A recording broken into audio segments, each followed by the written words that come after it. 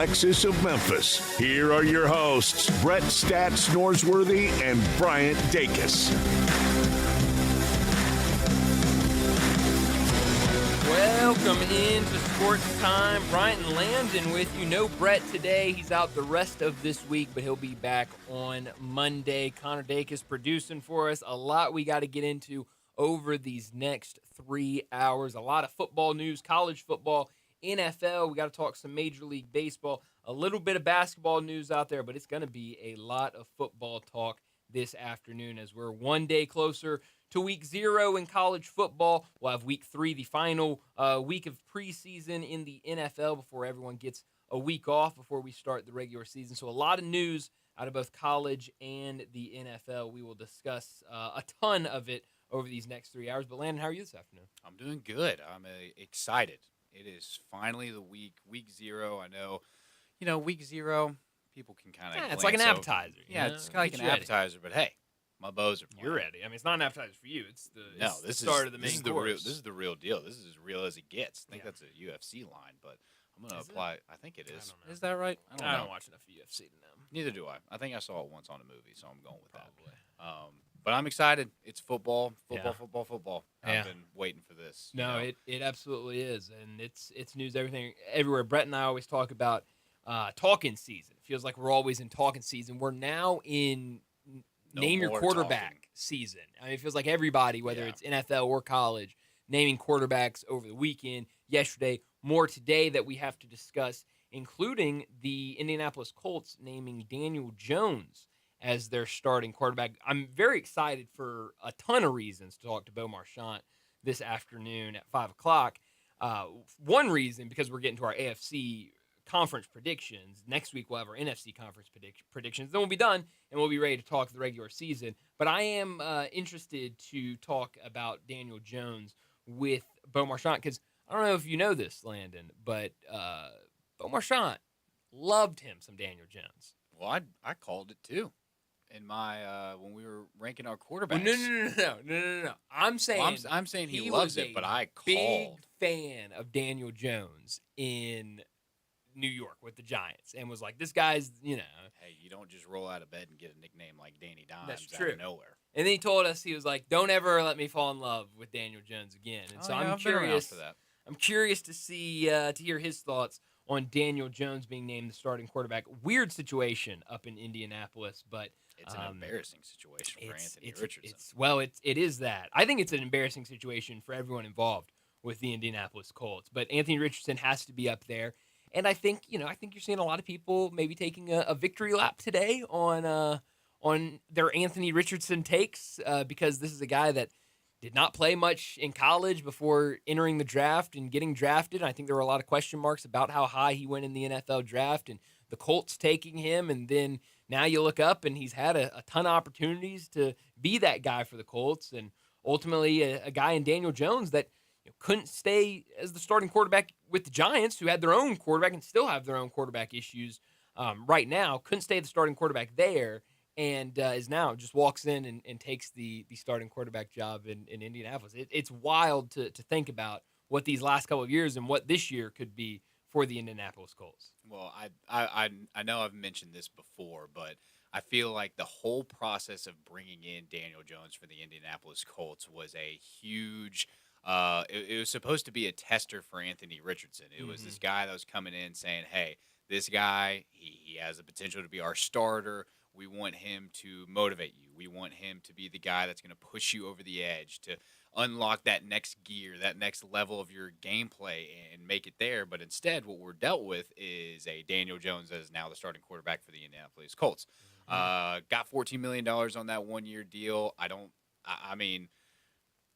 think a lot of people thought, he's leaving the mess of the Giants and is going to immediately land a starting position, yet here we are. I think, and the reason that's why I say that Anthony Richardson has to be, to a degree, embarrassed is he lost his starting jobs to one of the, how do I say this politely, bottom dweller QBs in the NFL. I mean, this is a dude that I don't think you're getting a Super Bowl out of him anytime soon. I don't think he has not been the guy to elevate that team to the next step, and yet here he is as the starting QB for the Colts. So that just speaks to there's a lot of troubles going on in Indianapolis. One of them is the QB problem, and there's not a solution there because I don't think Daniel Jones is a solution. Yeah, I mean, you make a good point because you're right. I mean, when we all saw the news that Daniel Jones was signing with the Colts in the offseason, I don't think many people were immediately going, okay, well, there's your starting quarterback. It was Anthony Richardson. It's not been the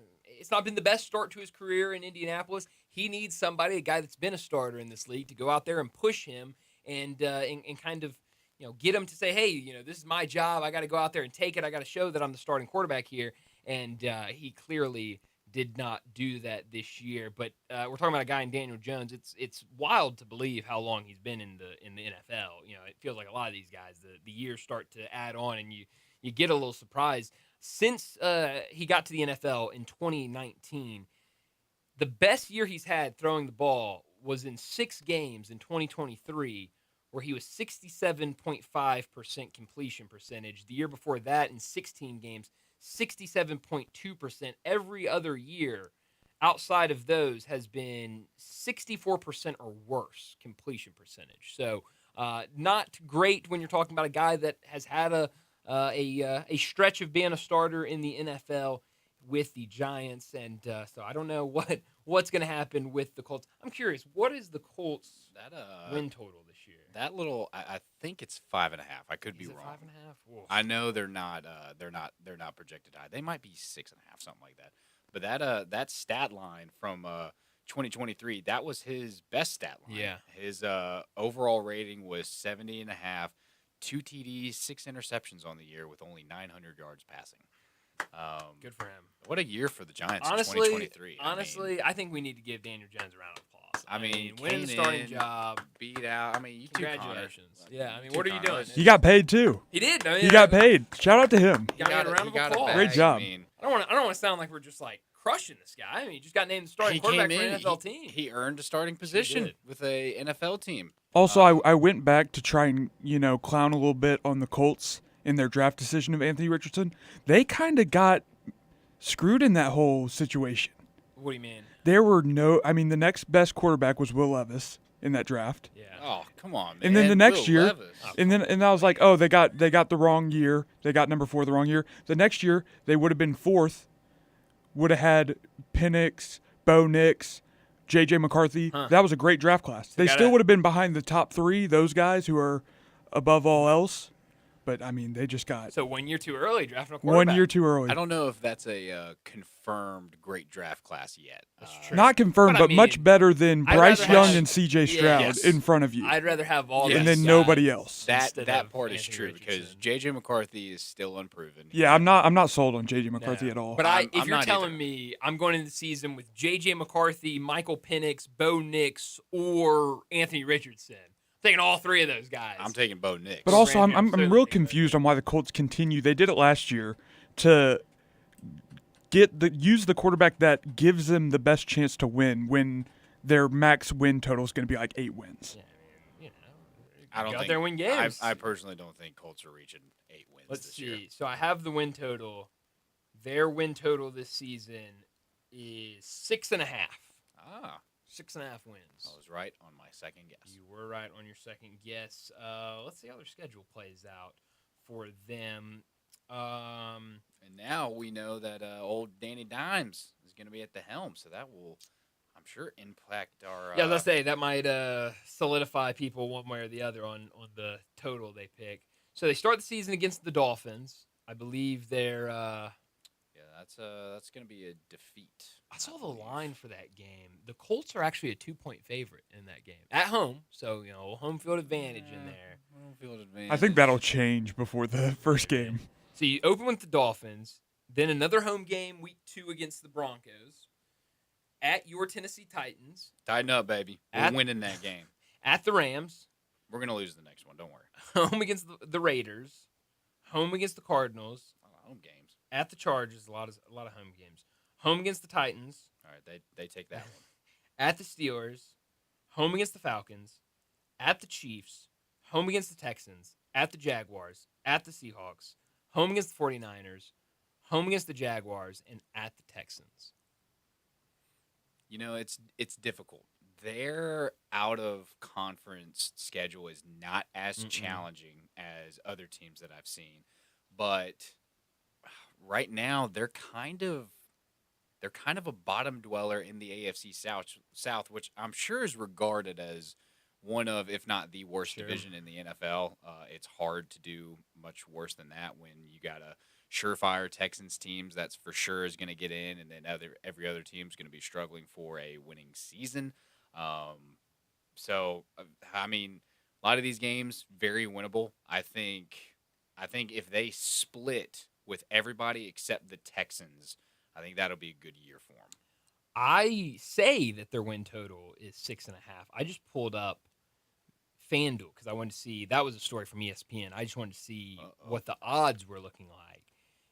It's actually 7.5, and it's minus 110 on both sides. Over under 7.5 wins. Well, FanDuel's lying. I think so. I don't know. Was this updated today?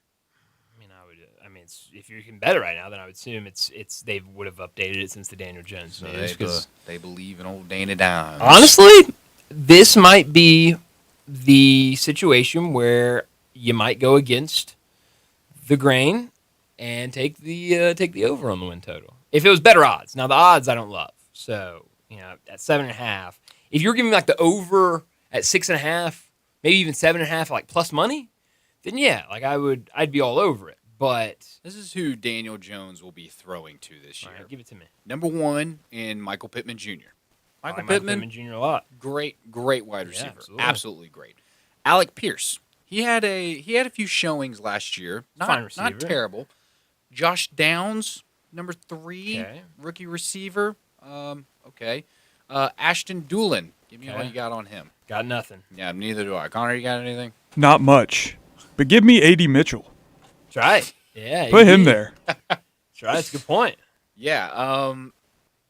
Not a lot of depth in the wide receiver group. Who's toting the rock? I mean, tell me who the running back is. That man, Jonathan Taylor. That's right. That guy. You got a good running back back there. I don't think he had that fantastic of a season good running last back year. there. He's still a great running back. 26 years old. Let's see. Last year, just entering his prime. Not even. Just under 1,400 yards.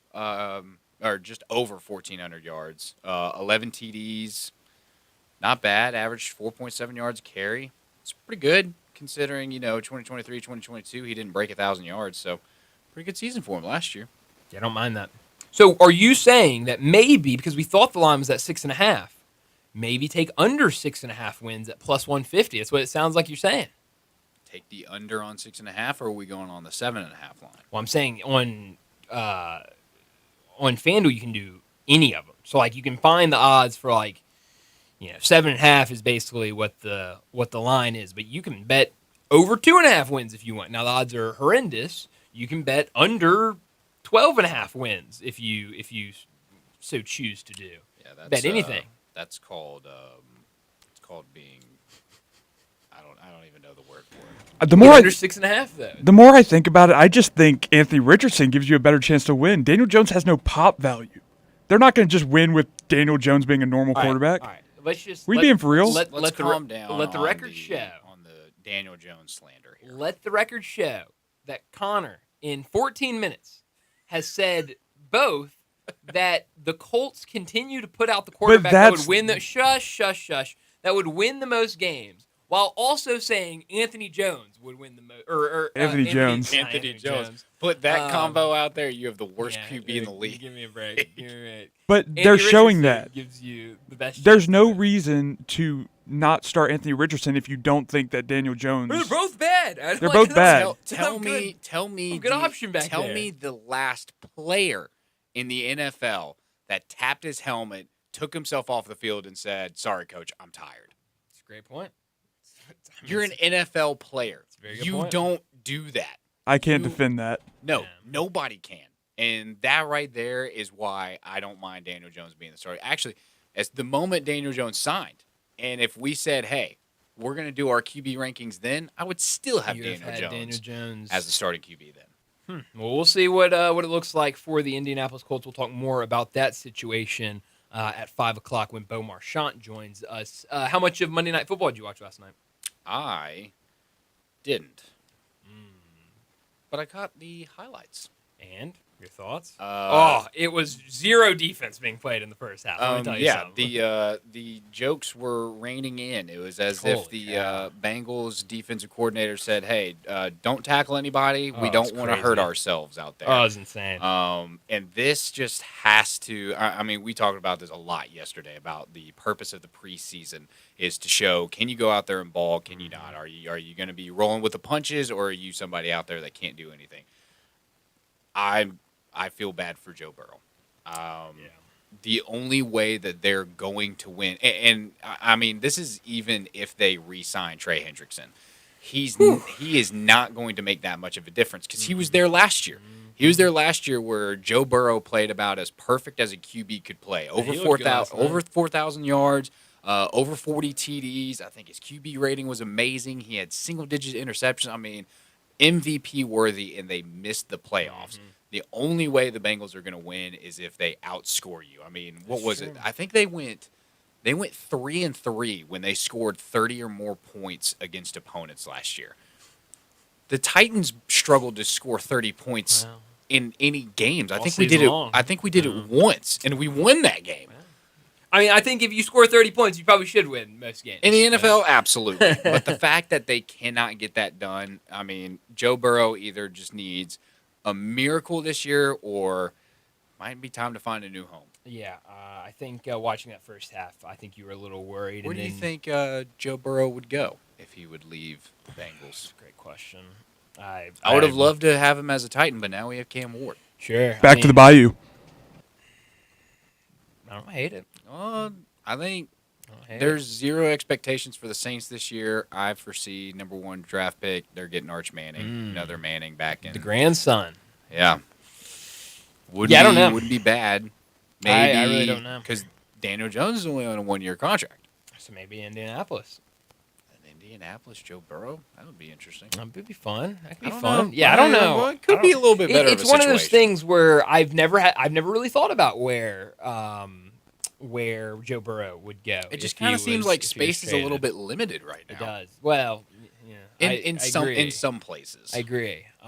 Yeah, I mean, it feels like there's a lot of either young guys that are kind of trying to prove themselves, or it's guys that have gotten their money and they're the franchise quarterback there. So I don't know where he would go I'll if ask they Bo. got to. Yeah, I mean that would be a great question for Bo. Speaking of Bo, I need to set up today's show before we get to top and not top story of the day. 3:30, Jeff Brightwell from the Tiger Radio Network. He'll join us. We'll talk some Memphis football. Ryan Silverfield spoke yesterday, talked about some injuries, talked about what the team is looking like as we get a little closer to the season. We'll talk some Tiger football in our next segment with Jeff Brightwell. 3:45, we'll talk some Major League Baseball. Former Marlins president David Sampson joined the morning show this morning and said that we're looking at something that is guaranteed as the sunrise when talking about expansion and realignment, something we talked about yesterday after Rob Manfred was on Sunday Night Baseball, talking about the idea of expanding to 2 more teams and shaking up the divisions and the conferences. We'll talk about that. We'll talk some other news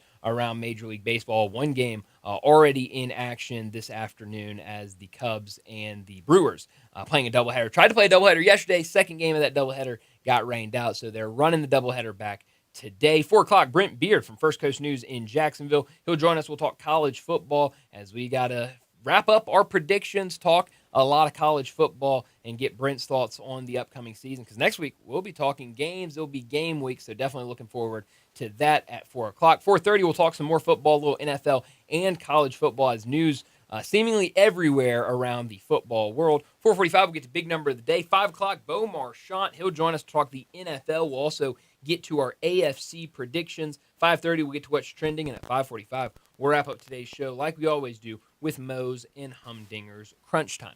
Let me remind you, we're in our Family Leisure studios where family and fun come together, and Family Leisure needs your help to clear out the warehouse. All in-stock patio furniture up to 60% off, and 4-piece deep seating sets only $999. Chase Lounges, buy one, get one half off, and all Polywood furniture 20 to 30% off.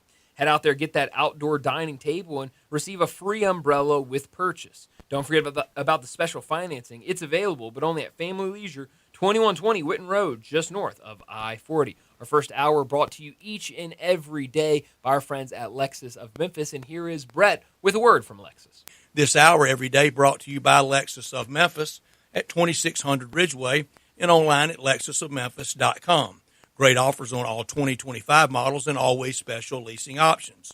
Drive in luxury and confidence knowing that every new Lexus comes with complimentary first and second maintenance services.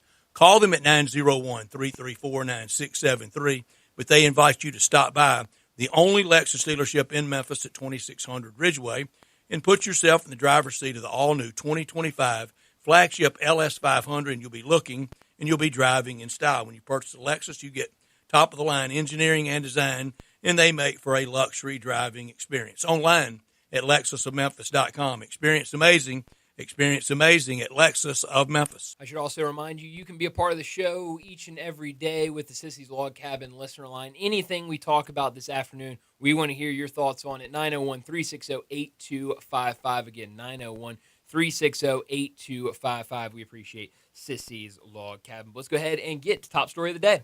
Top story of the day. Well, my top story of the day, it's got to be all of the quarterback news around the country, but specifically what we spent most of this first segment talking about, and it is that the Colts have named Daniel Jones as their starting quarterback. And it just does not look good up in Indianapolis. I think a lot of people kind of laughed a little bit when Daniel Jones was even signed to the Indianapolis Colts earlier this offseason, but then everyone kind of said, well, this is to push Anthony Richardson. This is to get him to take that next step and really take over as the starting quarterback for the Colts, but it's very clear that he has not done that, and Daniel Jones will be the starting quarterback in Indianapolis. I actually, last night before this news came out, I was just rolling through watching some of the preseason action, and a game that I didn't watch over the weekend was Packers and Colts preseason, so I pulled it up and was watching it. And now you look at the numbers, Daniel Jones 7 for 11 for 101 yards,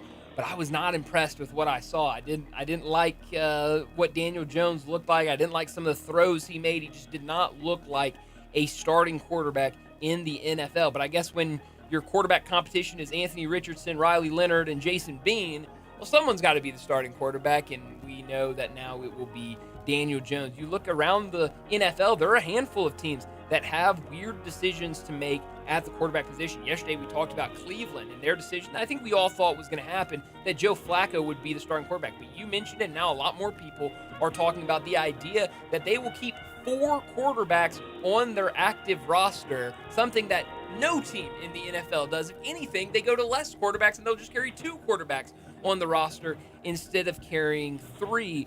So definitely some weird things. We know the Saints with a couple of young quarterbacks who will emerge as the starter there. It's a weird time for a couple teams, but then you look around the rest of the NFL, and it feels like pretty much everywhere else is solidified with either a young guy that's going to try to prove that they are the future, or guys that are already locked in as that franchise quarterback. But those couple of teams that have questions, they are real and ugly questions. Yeah, for the especially for the Colts, I'm glad you mentioned all the quarterbacks that they're dealing with, because Riley Leonard, I feel, has had the best preseason with the Indianapolis Colts. He's looked the best out there. But yeah, that's my top story as well. Is the quarterback. What's going on here? Of course, when, like you said, when you've got the competition of Anthony Richardson, it's not really a high bar you have to pass.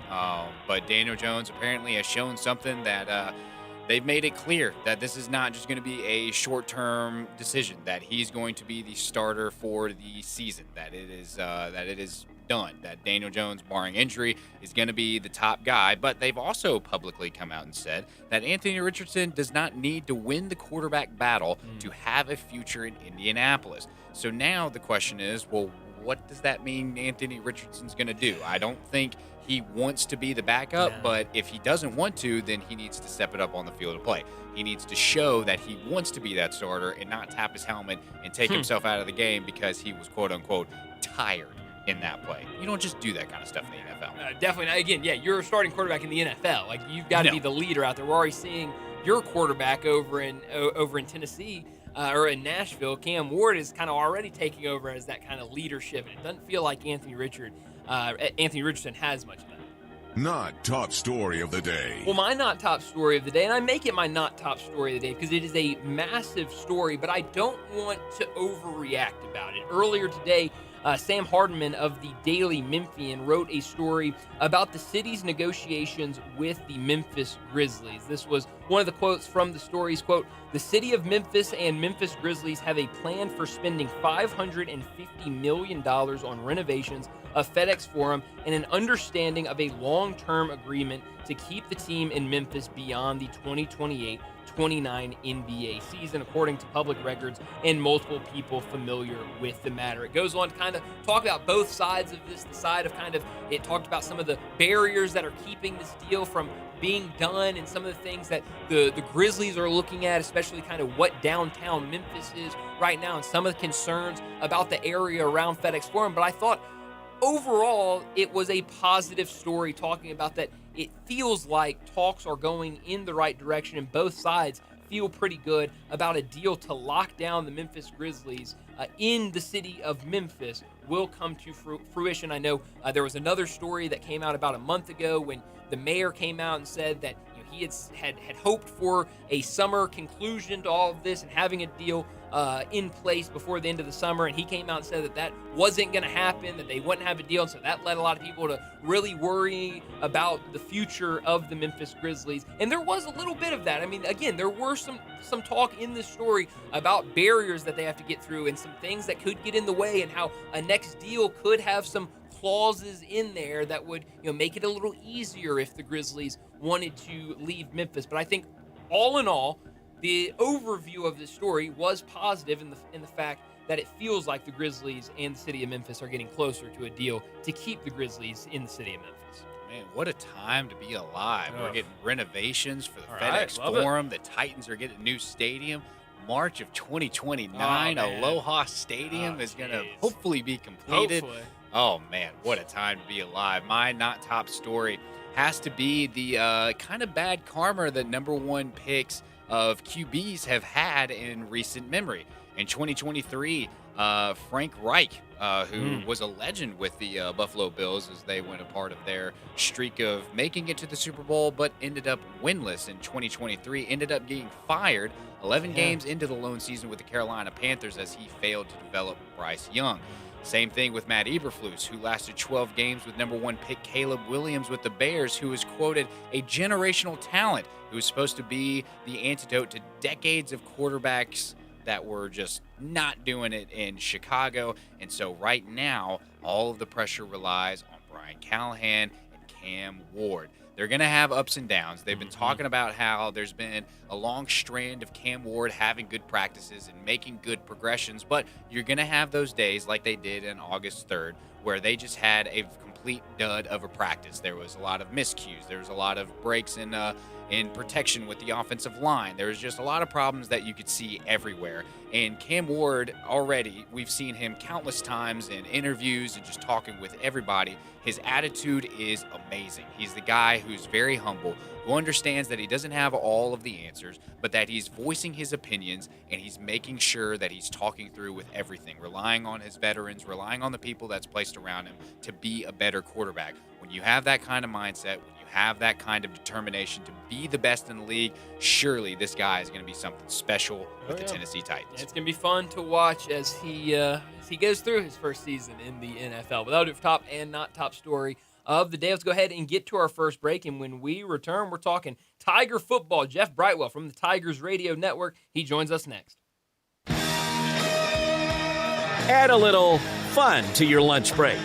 Join Johnny Radio for Sports 56 Happy Hour from 11 to 1 every weekday on Sports 56 and 98.5 FM.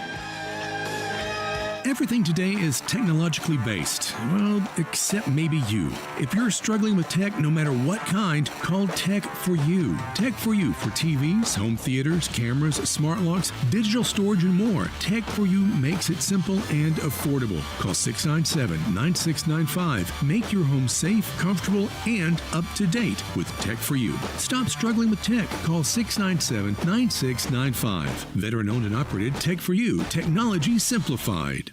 Mid-South South, it's time to put a new Volkswagen in your driveway, and we got it covered at Gossett Volkswagen on the Pike. 2025 Taos S, we Gossett now $258 a month. How about 2025 Jetta S, we Gossett $254 a month. And right now, 2025 Atlas Cross Sport SE, we Gossett $286 a month. Plus all 2025 Atlas Peak Editions, $5,000 off MSRP. That's right, $5,000 off all 2025 Atlas Peak Editions. So let Gossett Volkswagen on the Pike put a new Volkswagen in your driveway today. Hurry to Gossett Volkswagen, 1875 Covington Biker Shop, online at GossettVWMemphis.com, where we're charging forward and charging less every day. If you want it, we Gossett at Gossett Volkswagen. Taos SMO 58602, MSRP 27011, Jetta SMO 85183, MSRP 24150, Cross CSC 228 MSRP 39206. Includes all rebates and incentives. Must finance through Volkswagen Credit. Excludes tax title and license with approved credit. Dealer stock only. See dealer for complete details. Offer valid through 8/31/25.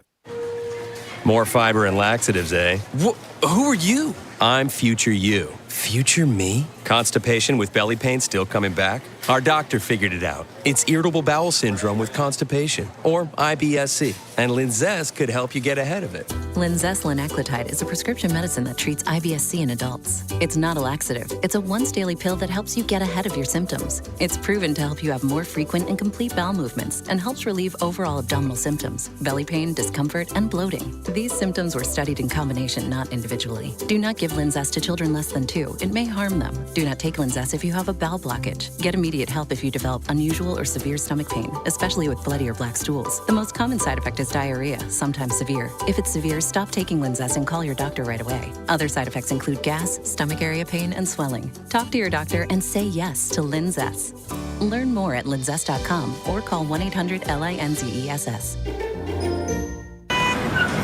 Sports 56 traffic. Good afternoon. A couple of EMS calls in the last 15-20 minutes. Midtown traffic trying its best to build in certain spots on 240 South and South Parkway. Still moving south of Memphis. Keeping an eye on that. Had some showers down through there earlier around Hernando and that southern portion of DeSoto County headed down into Tate County on 55 southbound. Just give yourself a little bit of extra time. Hey, Weimer's Jewelry is your diamond engagement ring headquarters and been around, the Memphis area for over 40 years. Weimer's Jewelry on Highway 64. I'm Commander Chuck with your on-time traffic.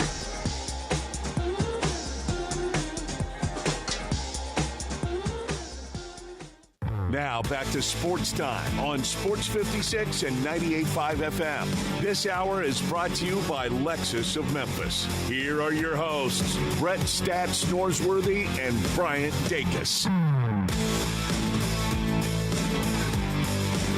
Welcome back in Sports Time. Bryant Landon with you this afternoon. We got to talk some Tiger football. Joining us now from the Tigers Radio Network, Jeff Brightwell joins us now. Jeff, thanks so much for joining us. We're getting closer and closer to the start of the season. I know a ton of people are excited to get out there and watch some Tiger football, but we are getting more news about what this team will look like on the field, and we now know who the starting quarterback will be. Brendan Lewis, the transfer from Nevada, was named the starting quarterback last week. It felt like that was the way the team would go for their starting quarterback. But what do you make of Brendan Lewis being the starting quarterback for the Tigers?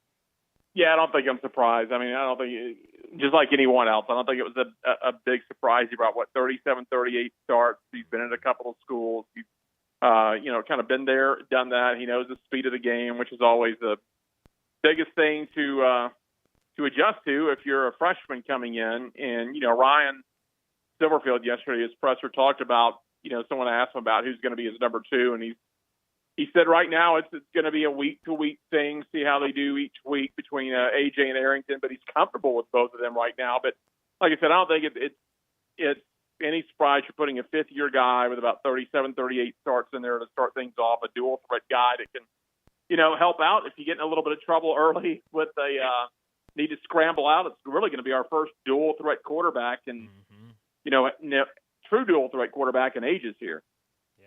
Yeah, I was actually about to ask about that because it's been such a long time since Memphis has had a dual-threat QB. How much do you think that is going to help the Memphis Tiger offense, and how much does that change Ryan Silverfield's game plan? Because I know he has dealt with a lot of pocket passers, and now you've got a really mobile guy. So how much is that going to change the offensive game plan?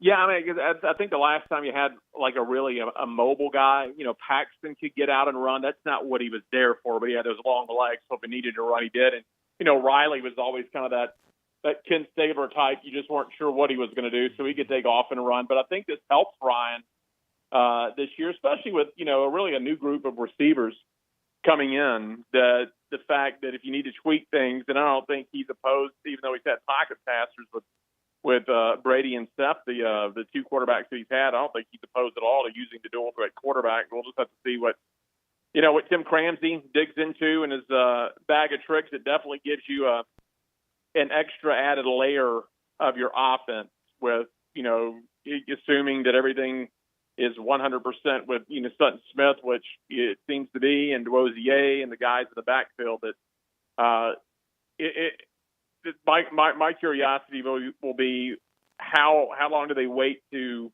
maybe bring out that bag of tricks or really use them as a dual threat quarterback? You get into it with Chattanooga, who's an FCS team. If you're taking care of business, do you really show that out? Do you need it at Georgia State? Will you need it at Troy? Or, will Arkansas be when you're really kind of opening things up as far as his dual threat ability? Mm-hmm. Well, you mentioned the running back, Sutton Smith, Greg Duozier.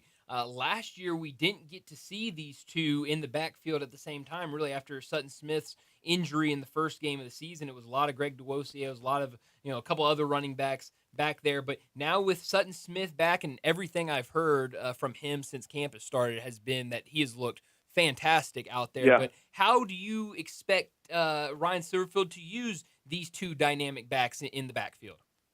I mean, I think he'll just – I don't know if he's going to put him in the backfield at the same time. My gut says just because of the way you've seen his formation since he's been head coach, it'll be a single-back type of backfield, but it allows you to rotate two really top-line running backs. If Duozier and Sutton Smith are we saw what Duozier could do last year near the end of the season when he finally got back on the line. We saw what he could do early in the year until he got hurt at Florida State, how dynamic he is. Same thing with Sutton Smith, and as you mentioned, He's looked good at practice from everything I've heard. He's definitely jacked. He didn't mess around with his rehab. He hit the weight room a lot as well. So I think probably after that injury last year, he thought maybe I need to be a little bit more durable. The big X factor in the backfield is Bodiford, the freshman we saw for a handful of games last year. He adds, I think, a little bit more of even though he's got speed, a little bit more of the ground and pound. You need a short yardage guy. I think Bodiford fills that hole for you. But my guess would be that he'll rotate Duozier and Smith, especially in the hot weather, which, 3:30 kickoff next week. Oh, yeah. Hopefully it'll be a nice, cool 88 or 89 degrees. Oh, yeah. Well, you never know with Memphis. Knowing us, it'll be a humidity with 109 or something like that. Right. Yeah. So it sounds like we have all of the pieces. I don't know if they've really shown any of it to this point, but do you think that we could see maybe a little bit of the option being thrown in there with Brendan Lewis and his running backs? I mean, you've got the speed, you've got the mobility in the background. Do you think Ryan Silverfield would implement something like that with the offense? I don't think anything's off the table. I've not really even thought about that, but that's a very good question to see what he may do. If they were going to implement any kind of option, which they might, as you mentioned, with the mobile quarterback, that might be something you bring out against a Chattanooga a little bit, because it's difficult, as we know, between Army and Navy, it is to defend the option. It's also not something I think people look from the stands and go, well, you just run right or left and pitch it out. There's a lot more intricacies in running the option, just like there's a lot more fine tuning and fine things to do when you defend the option. But that's not a bad idea. I wouldn't be opposed to seeing it. I doubt Ryan's opposed to seeing it either. Yeah, no, I would love to see a little option in there for the Tigers. Well, I mean, Maurice Avery's the last time he ran any kind of option, and if you remember back in that year, that was the Detroit City, the Motor City Bowl, because we lost Will Hudgens and Patrick Byrne in the first game at quarterback. Poor Patrick Byrne waited 4 years as kicker to be the starting quarterback. Then Hudgens got hurt. So we basically ran left to right option with Maurice Avery and D'Angelo Williams that year. So it's been a while since we've done any kind of option. Yeah, maybe it'd be nice to see the option thrown out there, not just because you have everyone on the team injured and you just have guys that are well equipped to run run an option. You mentioned the wide receiver room. Since the last time we talked to you, they've added another receiver, Nevada transfer Cortez Braham. This is a guy that obviously has experience with starting quarterback Brendan Lewis, brings a lot more of experience to this receiver room. What do you make of that addition and the rest of this wide receiver room? Well, he talked about him yesterday. He says the biggest thing he's got to do over the next 10 or so days, he's got to get him up to speed quickly on the playbook, how they run things. Obviously, he's going to be familiar with Brendan, so you can kind of fall back on your instincts if you're, against a team like a Chattanooga. But right now, they've got to get him up to speed on the playbook, the formations, how they run things here. He says he and Brendan Lewis are spending a lot of time after practice alone in the indoor and the outdoor, of course, but it's more comfortable, obviously, indoor, I would imagine. But they're spending time in the film room, spending time out on the field to help him kind of ramp up. Now, Ryan says yesterday he's comfortable with 7 receivers. So obviously, we're going to see a ton of new faces at receiver this year, but he said right now he's comfortable with 7 of those guys. That's pretty good depth to start out the season. Yeah, it definitely is. Last thing for you, Jeff, the other side of the ball, the defense, what are you expecting from that unit? What are the strong points of the defense, in your opinion, and maybe the position groups that you have some question about? I know yesterday Ryan Silverfield talked about Cortland Marsh, who I believe was projected to be a starter this year, is going to miss the entire season with an injury. Obviously, terrible news that you hate to hear, especially this close to a season. But what do you make of this team defensively? He says he's still got some depth back there. Cortland, he said he had surgery last week, and it's an unfortunate thing. Cortland had to work back to get back to that Tulane game in the bowl game last year, and they were counting on him being a really big leader. But says they've got some depth back there. He's comfortable with 3 safeties right now. He talked a little bit about Chauncey Logan to watch for him, and some players to kind of watch coming through training camp yesterday. I think they're pretty pleased with the jump they made defensively last year under Coach Hankins in his first year. I would expect you to see a little bit more of a jump this year. Again, he says he feels comfortable with 3 safeties in the defensive backfield. And in fact, Coach Hankins says, look, the defensive line has got some depth. Talked about Taylor Burton a little bit. He's talked about Jalen Bell out of Tennessee State. He said if he stays healthy, he could be a monster for Memphis. And a position you don't hear a lot about that Jordan talked about, and even Ryan talked about him, is to watch Puda Walker at nose tackle. I think a lot of times you discount the guy in the middle that's told to just clog the hole and go forward, but they're pretty high on what Puda Walker's doing right now for the Tigers. Yeah, well, it's gonna be fun to see this team. You mentioned it really close before, or really soon when we'll see them out there against Chattanooga. Jeff, as always, thanks so much for joining us, and we'll do it again soon. Absolutely. Appreciate it, guys. Thanks, Jeff. Thanks, Jeff. Jeff Brightwell from the Tigers Radio Network joining us, talk some Tiger football. And I think that's, we always talk about this new era of college athletics as a whole and really college football because, you talk about basketball and, at the end of the day, it's 15 guys and, some teams you get a handful of new guys. Other teams like Memphis, you get 15 new guys. And, but it's not as, daunting to try to learn the new team.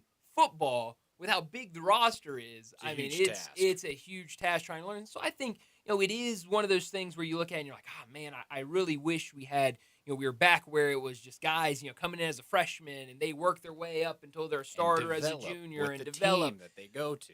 But I also think it's kind of fun to, kind of learn about these guys and figure out, who's going to be the guy on this team this year. And so I'm looking forward to getting out there and seeing what this team looks like against Chattanooga. I think there's pros and cons to both. I think one of the biggest cons for me is I feel a lot of college football rivalries have kind of lost their edge because most of what made the rivalry so great is because it's the same guys that you're rocking with for 4 or 5 years or so, and they built that rivalry. Like they had that disdain for the teams, and now you're getting these new guys each and every single season that are just kind of being meshed into it. Now, a lot of it attributes, like, you've got the fans who are still carrying the traditions. You've still got everything that's going on with the school, but as far as the players go, it's just hard to see that, their hearts are in it like it's like a guy who's been with a team for 3 or 4 years in a row who has been, just molded by the rivalries and stuff like that. So it is fun because you're always like, oh, who are we going to land next, or who's this next guy going to come in? But there's pros and cons to it. It definitely is. I've definitely been outspoken about how much I don't like the transfer portal and how it's just willy-nilly, hey, I want to go over here. So they're just like, yeah, go ahead. No problems there. But, maybe that's just me. Well, I think part of me is also like, because I think I fall more on that side as well, but I'm kind of trying to hype it up to myself of like, oh, this is fun. This can be fun. This is fun. Like, New Cool, players. Let's learn a guy for a year and then send him away somewhere else. All that out. How about a Hudgens reference there as How well about with that? Jeff Brightwell. Old head coach at Houston right. for both of us, For right? both of us. Yeah, That's exactly right. Old Hudgens. I know he said that they ran the option out of necessity because he went down with injury and another quarterback went down with injury. But the whole time he was talking about that, I just imagined him running the option. And I was like, that would just be phenomenal. The only, view that we have of Will Hudgens was him as a head coach. Oh, man. He is, we'll just leave it at that. Yeah, that's right. That's right.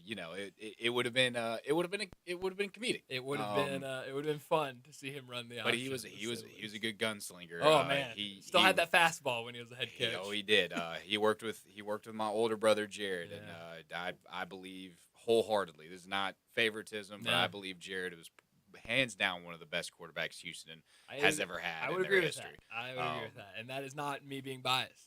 We can say you're biased because you're his brother. Yeah, you can easily say because he's my brother, but I will second that. And, I didn't see anybody else doing much of what he did. No, definitely not. But we need to get to another break. When we come back, we got to talk some baseball. A lot of news around Major League Baseball, including some more to talk about with Rob Manfred and what he said Sunday night about the potential of expansion and realignment. We'll talk about that next on Sports Time. Broadcasting from the Family Leisure Studio, we are Sports 56 and 98.5 FM. Top Gun is the largest indoor range in the Mid-South, but size isn't their only difference. Top Gun has the best instructors with over 300 years combined experience and classes all the way from first shot to master marksmanship. Plus, Top Gun is affordable. Gold membership is just $48 a month. That's just $1.60 a day for unlimited range time, free gun rentals with purchase of ammo, and members lounge access. Top Gun 2770 Witten Road and TopGunMemphis.com. Always shoot with the best. Top Gun Memphis. True Home Security is having a system that is proactive, not just reactive. Old school security systems only react once the damage is done. SimpliSafe is different. It's designed to help stop crime before it starts. So protect what matters most. Get 50% off your SimpliSafe system. Half off with professional monitoring. Plus your first month is free at simplysafecolin.com. simplysafecolin.com. There's no safe like SimpliSafe. Is your wife asking you to stop eating junk food? Well, we have you covered at Humdinger's. It's quick and it's healthy, and most important, it tastes amazing. With many choices from salmon salad to rainbow trout and grilled asparagus. Come visit us for lunch at Humdinger's, 6300 Poplar Avenue. So good, Coach Penny eats with us weekly. Don't forget, Humdinger's offers full-service catering for weddings, social events, or your corporate lunches. You can call 901-260-8292 to find out more. I don't think I'm a bad golfer. I know I'm a bad golfer. This is Sheldon Rosengarten with Mark's Bensdorf Realtors. And sometimes bad is not quite the right word. Awful, that's more like it. And when it comes to selling houses, that's a whole different story. Over the many years that I've been in the real estate business, I have refined and perfected my highly successful strategic marketing program. In golf, forget about my normal 5 strokes on the par 3. But remember the home I just closed in November with 2 offers at full list price. Okay, let's review. If you're thinking of selling, wouldn't you want an experienced player on your team to lead you to the closing table? Someone whose background is marketing and not merely putting a sign in the yard. Then remember what people often say, that when you want the job done, call who? Shell Dunn. You can reach me, Shell Dunn Rosengarten, at MemphisRelocate.com or 483-0546. That's 483-0546 or MemphisRelocate.com. And go Tigers. Hey, Mid-South, I've got him on the line. Rockin' Ronnie at Gossett Hyundai South on Mount Moriah. And Ronnie, you're right in the middle of the Hyundai Getaway sales event. It's happening right now. Hey, what's up, man? Randy, I've got huge discounts and less wait time for service than anyone in town. Huge discounts and less wait time for service. That's a big deal. Now tell me about that Hyundai Elantra. I've got a 2025 Hyundai Elantra. Buy it for $23,565 or $229.60 per month. Plus, get advanced tech features along with 3 rows of comfort in a new 2025 Palisade calligraphy at $5,000 off MSRP or 0% for 60 months is available. And you always get America's best 10-year, 100,000-mile powertrain limited warranty. So it's time to get to Gossett Hyundai South. Ask for Rockin' Ronnie at 2660 Mount Moriah or shop online anytime. HyundaiMountMoriah.com. Palisade SU 952-281, MSRP 56,960. Elantra SU 052-733, MSRP 24,000. Includes all rebates and incentives. PF 895 excludes tax on license. See dealer for complete details. Offer valid through end of the month. Approved credit dealer stock only. Must finance through May. Tito's Handmade Vodka is America's favorite vodka for a reason. From the first legal distillery in Texas, Tito's is 6 times distilled till it's just right and naturally gluten-free, making it a high-quality spirit that mixes with just about everything. From the smoothest martinis to the best Bloody Marys, beyond the bottle, Tito's has gained a reputation for giving back, teaming up with nonprofits around the world to serve its communities and do good for dogs. Make your next cocktail with Tito's and learn more at Tito'sVodka.com. 40% alcohol by volume, namely 80 proof, crafted to be savored responsibly. Now back to Sports Time on Sports 56 and 98.5 FM. This hour is brought to you by Lexus of Memphis. Here are your hosts, Brett Stats Norsworthy and Bryant Dacus.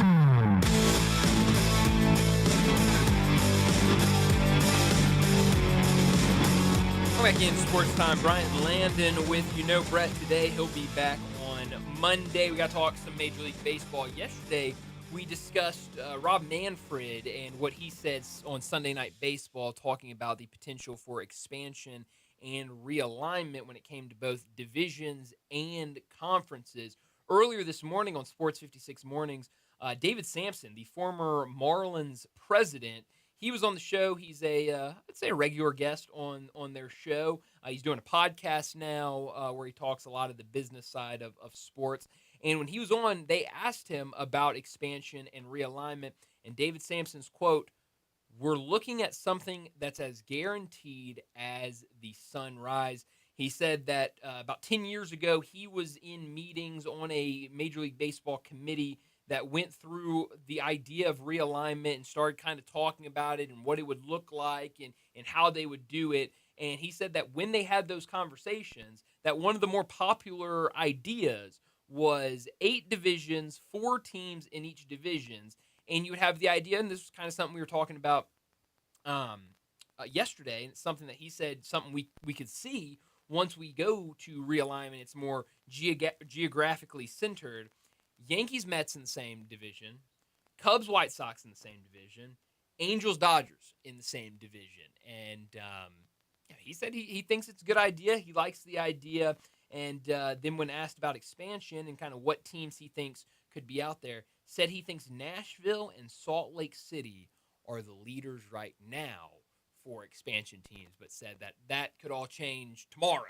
But that right now he thinks those two are kind of been the most talked about and have the most momentum right now. But it looks like, when a former team president is coming out and saying it's not if, it's when, and that I was in these meetings of this has been a conversation for years. This isn't something that Rob Manfred, we always kind of poke fun at Rob Manfred and say that he has a suggestion box outside of his office and people just drop in suggestions and he pulls them out and reads them and go, oh, that's a good one. Let's make the bases bigger. Or let's ban the shift.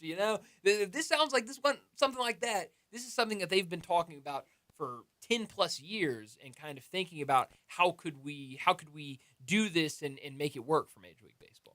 There's been expansion talks for just about every sport. Mm-hmm. You got expanding the college football playoffs. You got expansion in the NBA. You've got expansion in the MLB. I think there's only one league that I don't think will ever touch expansion. That's the NFL. So I'm glad you brought that up because I saw something. I mean, how do you? Well, I'll tell you. Yeah.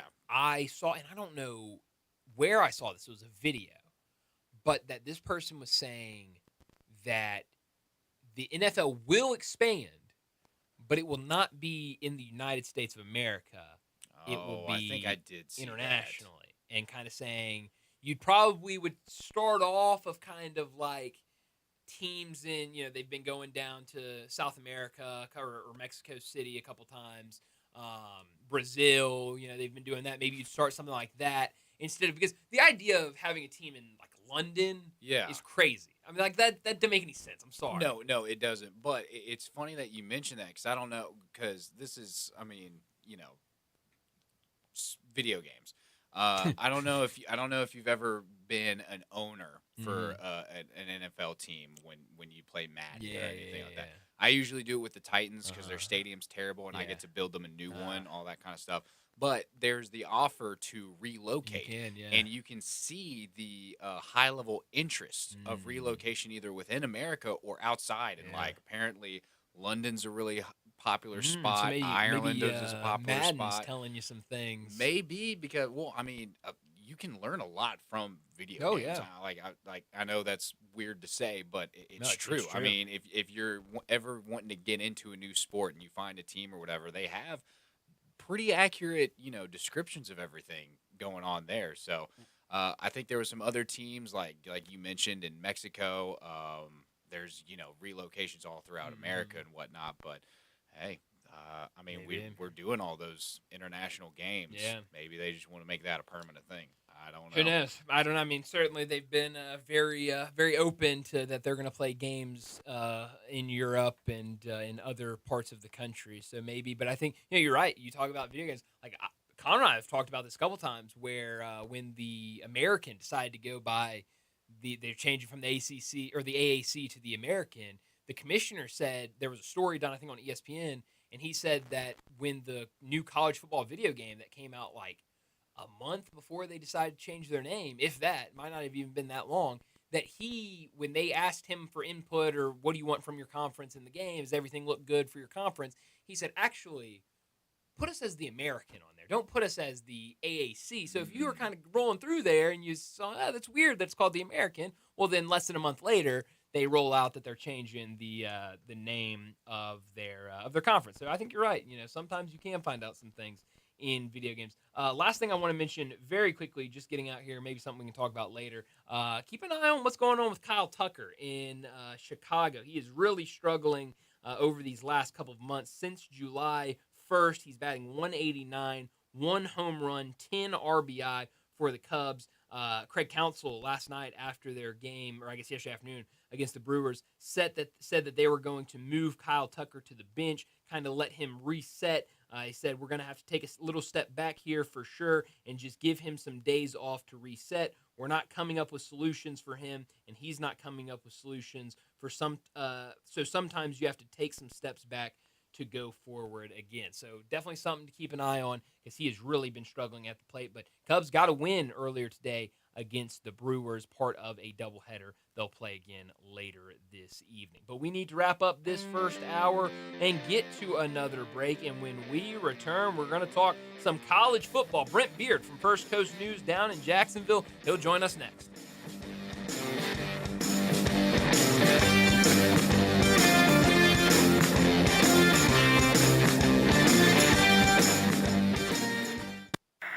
Newsflash! Family Leisure needs your help. Family Leisure has a warehouse full of inventory, and they need it cleaned out. Do your part to make room for new items, and you get great deals on almost everything. Listen up. All in-stock patio furniture, it's up to 80% off. You can get a 4-piece deep seating set for under $1,000. Chaise lounges. You buy one and you're going to need another, and that other one will be one half off. All Pollywood furniture, it's now 20 to 30% off. You buy any dining table, you're going to get an umbrella absolutely free, and they're not cheap. Now, is financing available? You better believe it. Special financing is a go. To sum it all up, Family Leisure has got to clear out its warehouse inventory, which means you're going to rack up the savings. Help Family Leisure clear out the warehouse. Family Leisure, Whitten Road at I-40, where family and fun come together to clean out the warehouse. I'm Gary York. I'm the service director at Lexus of Memphis. Our service department wants to be more than just a place where you get your oil changed. We do glass repair, windshield replacement, recalibration of your camera and sonar systems, even wheel repair, tire replacement, all the things you would expect from a luxury automotive dealer. Please check out our website. You can schedule your appointment, check out our specials, hours of operation, or if you'd like to do it in person, please reach out to one of our associates at 901-271-5199. When life crashes into you, literally, NST Law doesn't just show up with a briefcase. They show up with heart. They sit with families after devastating wrecks, look them in the eye, and say, "We've got you." No scripts, no legal jargon, just real people fighting for real justice. If someone turned your life upside down, NST helps you stand back up. They've been doing this for over 35 years and have won billions for their clients. NST is the way to go. Call 683-7000 or go to nstlaw.com. This is Joe Cordell of Cordell & Cordell. Cordell & Cordell is the largest family law firm in the country with over 35 years of helping clients navigate divorce. That does give us certain advantages, for example, in experience and resources.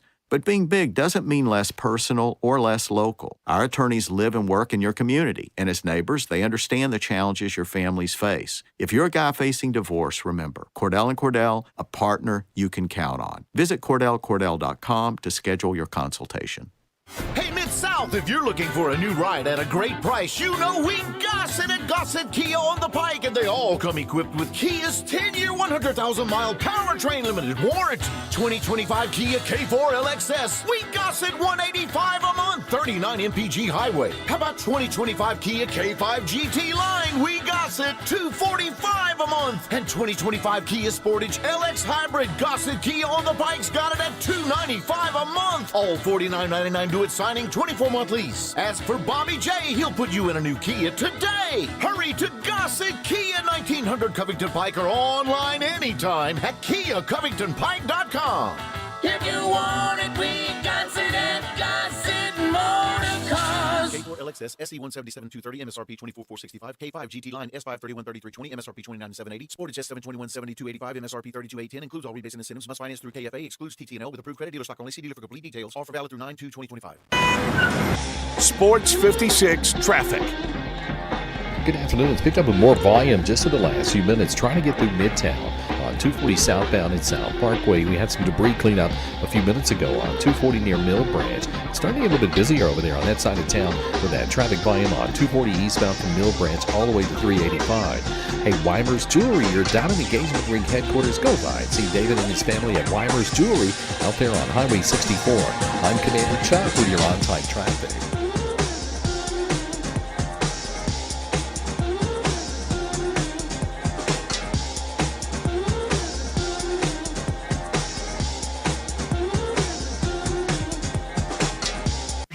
Broadcasting from the Family Leisure Studios, we are Sports 56, WHBQ Memphis, and W253DF Memphis. Now back to Sports Time on Sports 56 and 98.5 FM. This hour brought to you by Landers Ford in Collierville. Here once again are Brett Norsworthy and Bryant Dacus. And she says, I wish that I could be like the cool kids, 'cause all the cool kids, they seem to fit in. I wish that I could be like. Come back into Sports Time. Bryant and Landon with you this afternoon. No Brett. He'll be back with us on Monday. We're about to talk some college football with Brent Beard. He joins us every week from First Coast News in Jacksonville.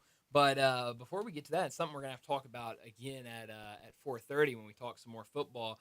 But it's something that I definitely want to get Brent's opinion on. Did you see Auburn claiming more national championships? What is it? 4 more national championships. They previously had 2 AP national titles recognized, but then also 3 others that were recognized in the media guide. And now 1910, 1914, 1958, and 2004 are going to be added. So good for Auburn, I guess. Did you see Alabama added one, claimed one as well? Do you know what year? 1941. They finished 9-2. They finished 20th in the AP poll while also in that year being shut out by Vandy and Mississippi State. All right, love that. Love that. Not sure how you claim that natty. Yeah, I don't know, but I guess we'll talk about that a little bit more. But I do want to get Brent Beard's thoughts on that. Brent Beard from First Coast News in Jacksonville. He joins us every week to talk college football. Brent, what do you make of Auburn announcing that they are going to claim national championships from as far back as 1910? Well, fortunately, none of us were around to check into that season. I guess if you haven't had a lot of current success, you got to find some success somewhere. So you got to go back a little way to find it. Yeah, I guess so. But I guess my next question is, what is crazier, claiming national championships from 1910 or a 2018 college football playoff bracket? Yeah. Well, that's a good question too. But I think anytime you've got a bracket in this day and age, you're at least on the way. You at least have a better shot at winning the thing, and it's much more equitable now than it would have been years ago. Yeah, I definitely agree with that. But you look at the Big Ten, being reported that they have discussed a 2018 college football playoff. We had a guest on yesterday that I thought brought up a really good point that I hadn't even really thought about. He said that, maybe this is just them. They go out there and they try to propose the 16-team college football playoff, and everyone kind of swats it down, and they say, okay, well, you don't want that one, then we'll just go even crazier and have a 28-team college football playoff, and then maybe y'all will reconsider the 16-team. How serious do you think the Big Ten is in these conversations about expanding to 24 or 28 teams? There's an old expression that you shoot for the moon to make the mountains. That's right. And I'm not sure that's not what they're doing here. Is they are throwing out a nearly ridiculous number in order to get done what they really want to get done in the first place. Now, to their credit, they are trying, and they're trying hard. But here's the key with that. Every time that's written, it says that they are in the early stages of this. But look, what we need to do is we need to get to 16 and try that out. And then if you want to go further, we could do that. But the reality is, how far do you go? And look, I'm a playoff proponent. I've always been one. But how far do you go to the point where you water this down? I think that I don't know if it's a dangerous one I want to say, but that's a concern about this. Yeah, it absolutely is. Quarterbacks being named all over the country as we get closer to the regular season. Close to us, Joey Aguilar has been named the starting quarterback at Tennessee. What do you make of this Tennessee team going into the season, and what do you think about Joey Aguilar being the starting quarterback? Well, the thing with Aguilar, people are saying, well, I've never really heard of him. But the reality is, when you look and see what Aguilar has done, he's thrown for like 6,000 yards. Yeah. Now, obviously, he played at App State, which, is he a great quarterback? Maybe not. But he is, I think the thing that concerns me about him is, and I'm going to be off on the numbers, but you'll get it. He's got like 52 touchdowns and like 26 interceptions. Has he learned to cut down on the mistakes? Yeah, it's a really good question, and Tennessee certainly hopes he has. Yeah. Yeah. Hey, Brent.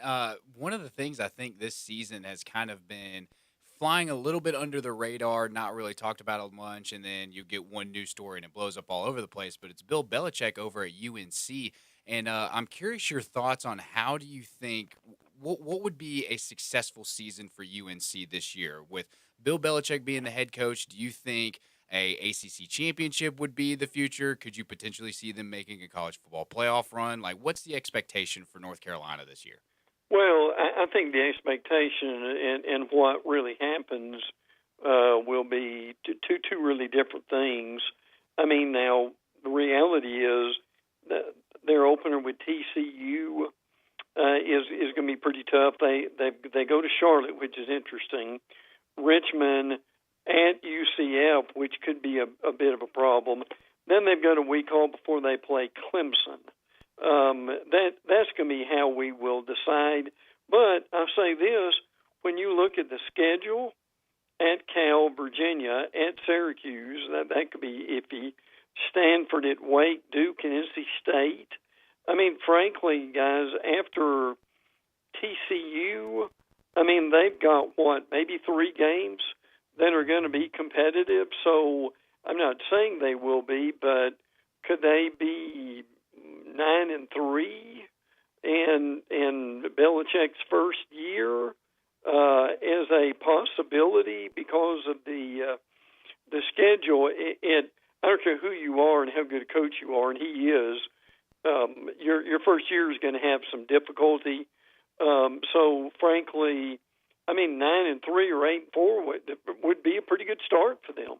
Oh yeah, and absolutely. I mean, if you go 9-3, you're right there in conversation for the college football playoff, and that'd be huge for North Carolina. Speaking of the college football playoff and the ACC, how many teams do you think ultimately make it out of the ACC to the college football playoff? Last year, Clemson and SMU made it. I know a lot of excitement this year about Miami, a lot of excitement about those 2 teams that made it last year as well. How many teams come out of the ACC? Well, Clemson obviously would be the front runner. Will one of the I'm just curious. Will one of the North Carolina teams get in? I mean, will we mentioned North Carolina? We mentioned NC State. I'm going to say I'll say probably 3, 2 for sure. The problem with the ACC guys is, are they going to have a team that deserves to get in, but because of the cachet or cachet of the SEC and the Big Ten, or are they going to steal one of the bids because those conferences may have instead of instead of 2 or 3 teams, they'll have 4 or 5. Yeah, it's a really good question. How many teams come out of the SEC? We before the season we were predicting all these teams from the SEC, and then ultimately only a couple got in. How many did the SEC get this year? Well, I think 4 at least. I think LSU, Bama, Georgia, Texas, or the 4 or 4 that would be in, but could and I think with a real possibility that Ole Miss or South Carolina could get in. Now, let me throw this at you. I'm sure you guys have seen the Florida schedule, because at one point they early in the season they have got like LSU, Miami. They got a week off in Texas and Texas A&M. Now, if they are able to split that, they've got Tennessee in November, and they've also got LSU. I'm sorry, not LSU. But look, with the strength, if the playoff guys give them credit for who they played, then they could. I'm going to pose this as a question: could they get in with at 9-3 with probably either the number 1 or the number 2 strength of schedule in the country? Yeah, I think it's a good question. I think they definitely probably should, but I think that kind of poses the bigger question of what is the committee really looking at? They haven't Yeah. really given us anything of what they're looking at, and that's what I really wish college football would get out in front of, and the college football playoff would get out in front of kind of saying, hey, these are the metrics. This is what we're looking at to figure out who those 12 teams are going to be. Well, and if you're going to say, and you're going to give all this lip service to the strength of schedule, well, that's really got to be considered here, particularly for Florida. Now, I don't think 8-4 would get it, but I mean, like we say, guys, the four that we just mentioned, if they split that and they lose to either Georgia or Ole Miss, with the game being at Ole Miss, I mean, wouldn't they have to be given some heavy consideration? I think they absolutely should. Yeah, I would say so as well. I've made this pretty known to Brian. I'm pretty big on Florida this year. They have a lot of returners. This is the most they do. This is the most skilled team that Billy Napier has had to deal with. But like you were saying, number 2 toughest conference schedule. It is brutal. It is a brutal stretch. But I mean, granted, depending on how they handle DJ Lagway with his injuries, because I think he was a big missing piece to their offense last year. I know their offensive lineman and Jake Slaughter. They've got a lot of weapons in the wide receiver. They've got a pretty good defense this year. So I believe they could make a run as definitely not a high seed, but as a 9-3, potentially a 10-2 team this year. Yeah. I could 100% see them making it. So much so that I've included them in my college football playoff bracket prediction. Well, let me say, guys, real quick. This is why teams like Florida would like to see us go to 16 instead of 12. Yeah. Because if you go to 16, there's no doubt a 9-3 Florida gets in. Oh yeah, absolutely. Yeah, no, they definitely will. You mentioned Alabama in there as a team that can make it out of the SEC. We learned that Jam Miller will miss the first game of the season. Suffered an upper body injury. It was reported that he had a small procedure done over the weekend. Kalen DeBoer said he should fully recover, but the timetable for a return has yet to be determined. This is a guy, last year ran for nearly 700 yards, 7 touchdowns. I was looking to make an even bigger impact this season. How does that injury affect Alabama, especially early in the season? Well, it will. But the good thing about it is, if when they really need him back, it's against Georgia. That's right. Frankly, which is the end of September, and they've got Florida State, Louisiana Monroe, and Wisconsin. That's not to say they don't need him for then, but I mean they've got a decent set of running backs. Frankly, A.K. Deere is a guy we haven't seen. He's a freshman, but we have Andre Washington is a possibility. Certainly Richard Young, who's a guy that actually is like. He's like two. They've got a couple of their running backs. Daniel Hill is 242. I mean, man, that's a load, isn't it? When you think about it. So the main thing, and look, it certainly hurts with Miller being out, but they've got enough guys. To where, and they may have to go to a 60-40 passing ratio at that point. But if this line is as good as we think it could be, it could open some holes for some guys to make some 6-yard runs instead of 3-yard runs. Yeah, I wanted to talk a little bit about Miami because I feel like the expectations for them this year are pretty big, especially with the transfer in Carson Beck coming to Miami and the team being really high on him, them saying that they believe they have another number 1 pick coming out of Miami in Carson Beck. But Brian and I took a look at Carson Beck's season with Georgia last year, he had multiple games where he threw 3 interceptions in a single game, which is never something you want to do, especially as a high-level QB. What are the expectations for Miami this year? And do you believe and do you trust that Carson Beck is the guy that can take them to the college football playoffs? I trust him more than I trust their defense. Now, their defense, Reuben Bain, if guys like that can play and play well, that can make a huge difference for them. Where they really struggled last year, guys, remember in November, they lost a couple of difficult games. Frank, they lost to Georgia Tech by 5, and then they lost to Syracuse by 4. You remember they were actually undefeated going into November, and then they lost those 2 games, and it cost them dearly. I think offensively with Carson Beck and Mark Fletcher at running back, Ray Joseph, JoJo Trader, they may be okay. Frankly, with the offense, again, my concern for them would be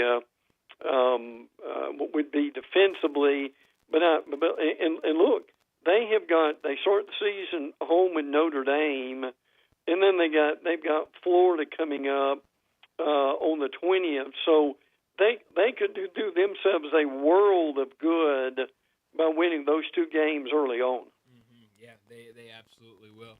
Brent, before we let you go, I do want your thoughts on the NCAA's punishment to Michigan. A lot of fines, a lot of money involved, but no postseason ban, no scholarship reductions. They talked about, in their statement, talked about how with the postseason ban that, none of the characters that were involved in this are still with the program. So, the NCAA feels like it'd be unfair to punish the current team, which is crazy after all of the years of doing postseason bans, that now they think that's a little too harsh. And then with the scholarships, they said they're still trying to figure out, now that we're moving from scholarships to roster limits, how to kind of implement that type of punishment. What did you make of what the NCAA handed down?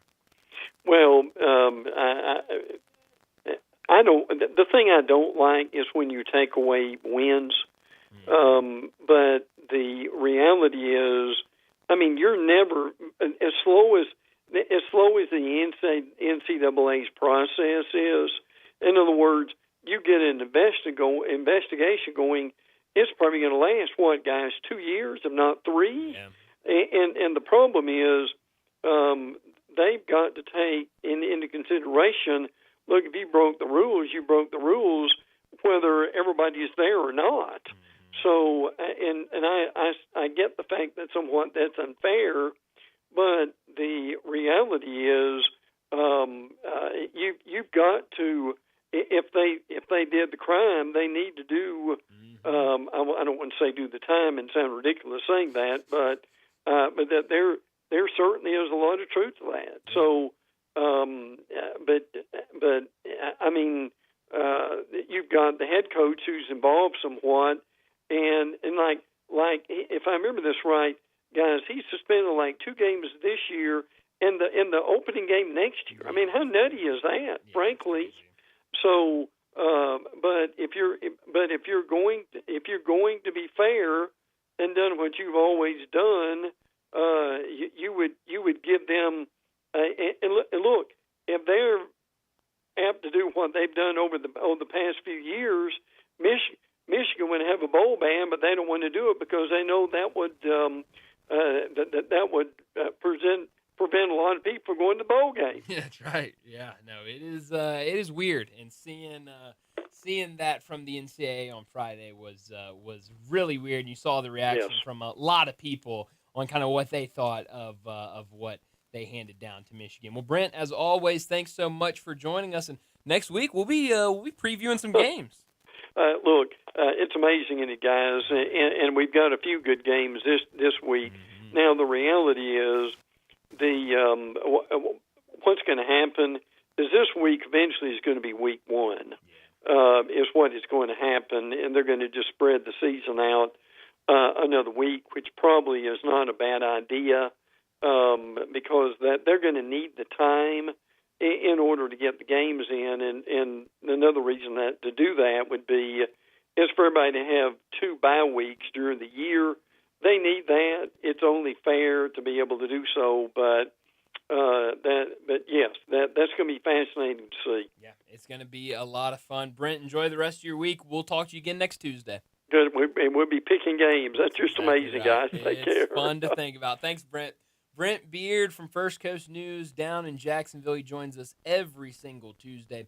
Talk some college football, and yeah, next week going to be a lot of fun. We'll be breaking down a ton of games, talking game week, so that'll be a lot more fun than, just all the off-season talk is fun, but it's even better when we're talking games. Well, we're about to get to a break, but before we do that, let me remind you that's perfect time. Head down to Olive Branch and check out Frontier Western Store. Family owned and operated since 1967, Frontier Western is your one-stop shop for the biggest brands in Western wear. Check out Frontier's world-famous boot showroom. Whether it's work boots or dress boots, Frontier has you covered for the entire family with plenty of in-stock proven classics like Ariat, Dan Post, and Durango, and that's just to name a few. Frontier Western Store is also the one-stop shop for Carhartt in the Mid-South, but they've also got you covered with plenty of other name brands when it comes to shirts, shorts, jeans, outerwear, whatever you're looking for, they've got it. But if you're in need of a new pair of jeans, Frontier has you covered. They've got all the brands from Ariat all the way down to Wrangler, and you'll love how easy it is to find the perfect size and style for you. Frontier's pricing is lower than online and chain stores, so you know you'll be getting the best deals. Head down to 5880 Goodman Road in Olive Branch and check out the entire selection. Open Mondays through Saturday, 9 a.m. to 7 p.m., and Sundays, 1 p.m. to 6 p.m. for Frontier Western Store. Well, let's get to another break, and when we return, we got to talk some football. Sports 56 and 98.5 FM. Available locally on your radio dial as well as around the world online at sports56whbq.com. Take us with you everywhere by downloading the Sports 56 app. And at home, just say, Alexa, play Sports 56. Wherever you are, it's easy to stay tuned to Sports 56 and 98.5 FM.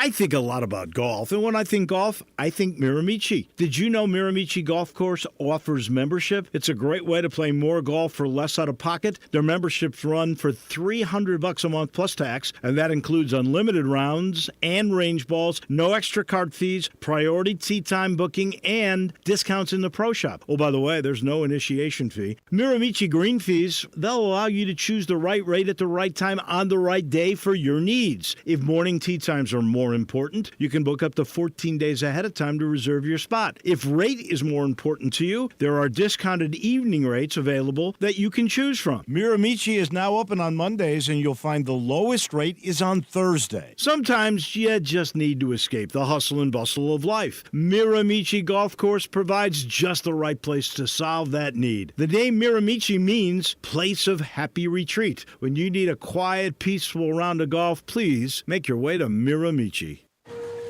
More fiber and laxatives, eh?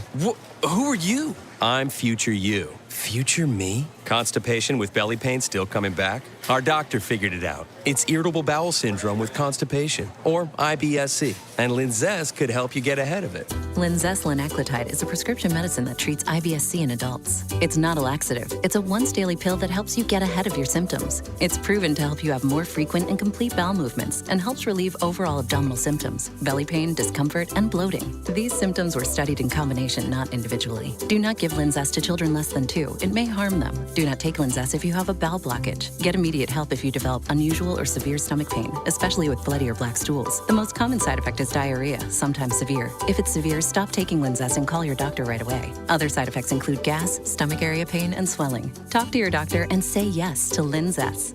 Learn more at linzess.com or call 1-800-LINZESS.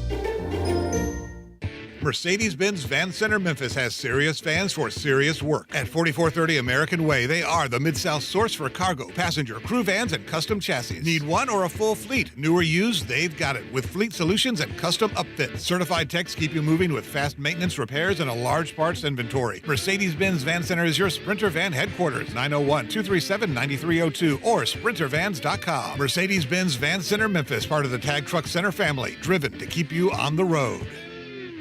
Mid-South, it's time to put a new Volkswagen in your driveway, and we Gossett covered at Gossett Volkswagen on the Pike. 2025 Taos S, we Gossett now $258 a month. How about 2025 Jetta S, we Gossett $254 a month. And right now, 2025 Atlas Cross Sport SE, we Gossett $286 a month. Plus all 2025 Atlas Peak Editions, $5,000 off MSRP. That's right, $5,000 off all 2025 Atlas Peak Editions. So let Gossett Volkswagen on the Pike put a new Volkswagen in your driveway today. Hurry to Gossett Volkswagen, 1875 Covington Biker Shop, online at GossettVWMemphis.com, where we're charging forward and charging less every day. If you want it, we Gossett at Gossett Volkswagen.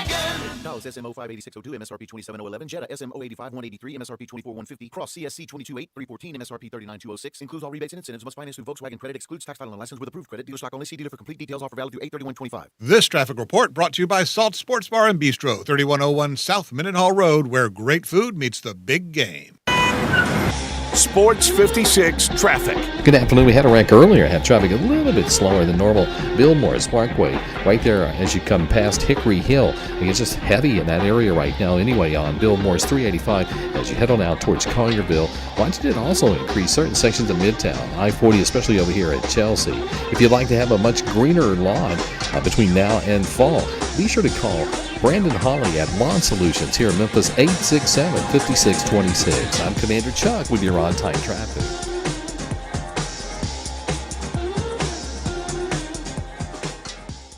Now back to Sports Time on Sports 56 and 98.5 FM. This hour brought to you by Landers Ford in Collierville. Here once again are Brett Norsworthy and Bryant Dacus. But this hour every day brought to you by Landers Ford in Collierville, the #1 Ford dealership in the Mid-South. Landers Ford is your trusted destination, a vehicle that fits any lifestyle, seamless shopping experience from vehicle choice to financing and service, from the Ford Escape to the rugged F-150 to the adventurous Bronco. Every vehicle built Ford tough. Ford F-150, America's best-selling truck. SUVs like the Ford Escape, Ford Edge, Ford Explorer, Ford Expedition, Ford Bronco, EVs and hybrids. Transparency, professionalism, and a long-term support team at Landers Ford in Collierville.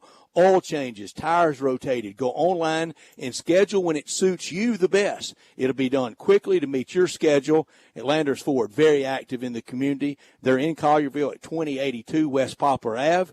LandersFordMemphis.com. If it doesn't say Landers, you paid too much. Well, we appreciate Landers being with us in our second hour, something that just started a couple weeks ago, and we're definitely excited about it going forward. Well, we got to talk some football, a lot of news around both college and the NFL, but I do want to talk about something we mentioned before talking with Brent Beard about Auburn going out there and claiming some more national titles. They had two that were AP recognized, 1957, 2010. They had three more national titles that were quietly noted in the football media guide. That was 1913, 1983, and 1993. All of this comes from Auburn Sports on 3.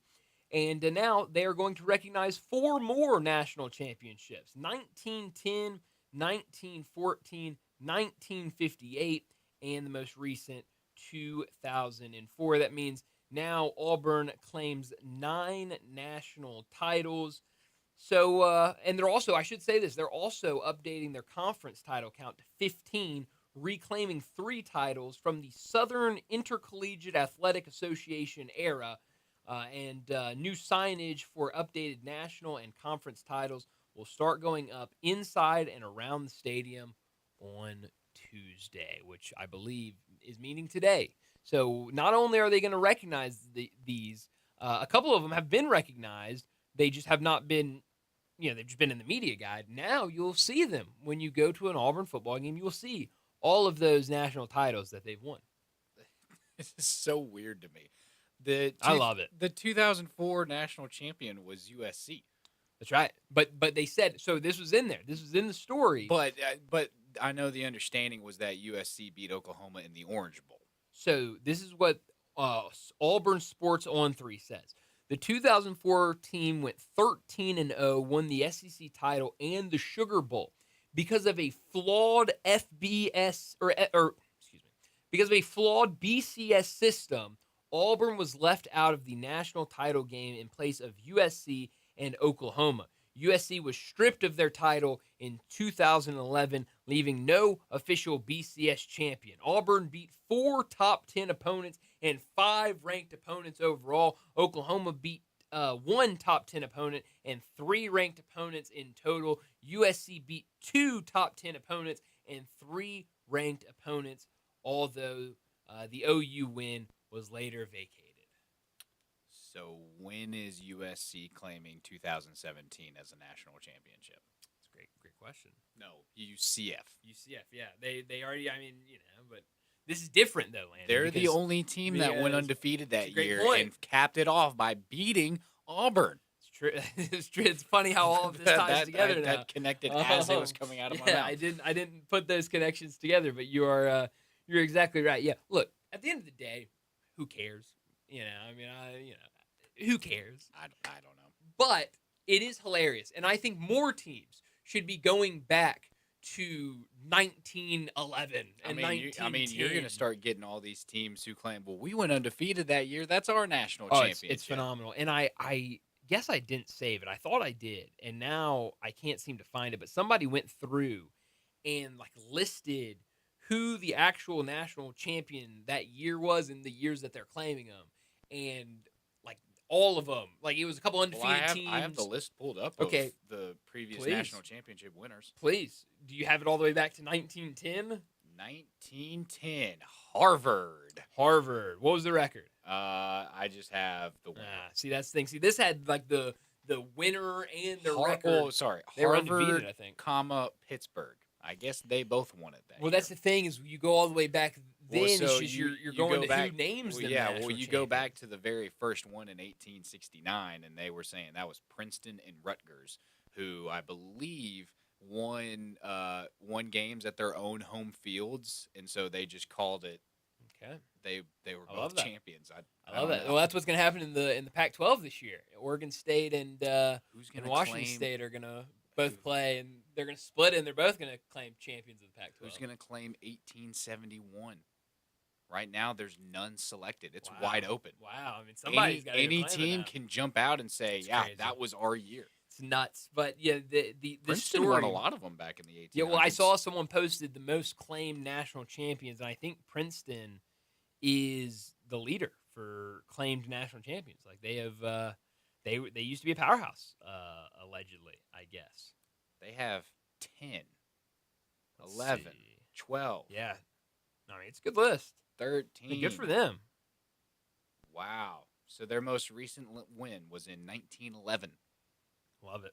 Used to be the college football team, Princeton. I love that. Gotta love it. I love that. No, it really is phenomenal. And I think, again, more teams should be claiming, because I don't want to sound like Tyler Hero or anything, where we talk about what Tyler Hero History said. began on 1950, I guess. Yeah, something like that. I don't want to be like that.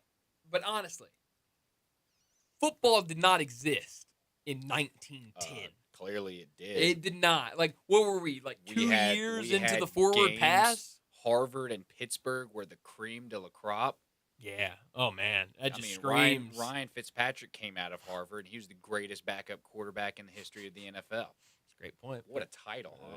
It's insane. But, yeah, this whole write-up, it has the reasoning behind why they should and why they did claim all of these national titles. 6-1. Auburn was 6-1 in 1910. They were 5-0 in the SIAA and outscored opponents 175-9. Wow. What a dominant year. How about 1919, where we had 4 national champions? Love that. Harvard, Illinois, Notre Dame, and Texas A&M. Do they all claim it, I guess? I guess. I love I love Football that. was simpler back then, you know. Was it? Because it sounds like when you have 4 national champions, it doesn't sound very simple to me. Speaking of Auburn, someone texted in and said Sewanee. That's a great pull. I love any time there we you can go. talk Sewanee and their Yes, rich sir. history. Honestly, and I forget what it's called. On SEC Network, they have the show, and I again forget what it's called, but it's the entire history of football in the SEC. It is phenomenal. If you haven't watched it, you got to go watch it. It dives into Sewanee. It dives into the kind of the start of the SEC. Some of these, 1910 years. I'm sure they have a whole episode dedicated to all of these national championships that Auburn is now Saturdays in the South. Saturdays in the South. That's exactly what it's called. It's a good show, and I would recommend it to anybody. Speaking of Auburn, Hugh Freeze was asked about his quarterbacks and if he had thought anything about playing 3 quarterbacks in the season opener, and he said that it was something that wasn't out of the discussion. Said maybe could. So now my question to you is the old saying, the old John Madden saying: if you have 2 quarterbacks, you don't have any. What happens when you have 3 quarterbacks? I guess you just have so much on your hands you don't know what to do with. I don't really know. Now we know they have a quarterback. We know who their quarterback's going to be, right? Like, don't we? Apparently they got 3. But like Jackson Arnold's the starter, right? You would hope so. I mean, you got to have the guy out there that's going to take the primary of the snaps. That's going to be the guy out there that's leading the charge. I don't know. It could. Interestingly enough, I'm going to make a case for this, that it could be a really interesting game plan. Because if you have to, as a defense, game plan for 3 different quarterbacks, now that's a lot of prep time for you and your offense. But if you go out there and one drive or maybe a couple plays as this one QB, and then the next time a new QB comes out and does something completely different, it's hard to read tendencies and stuff like that. I wouldn't do it personally. I think that's just that's a lot. But now here's the problem. Could be an edge. Here's the problem, and it's the kind of can of worms that Hugh Freeze is opening with this. Is you have a 5-star true freshman in Deuce Knight that is in your What a quarterback name. room. It's a fantastic name. Shout out Deuce. But Jackson Arnold, let's be honest. Jackson Arnold was not good last year for Oklahoma.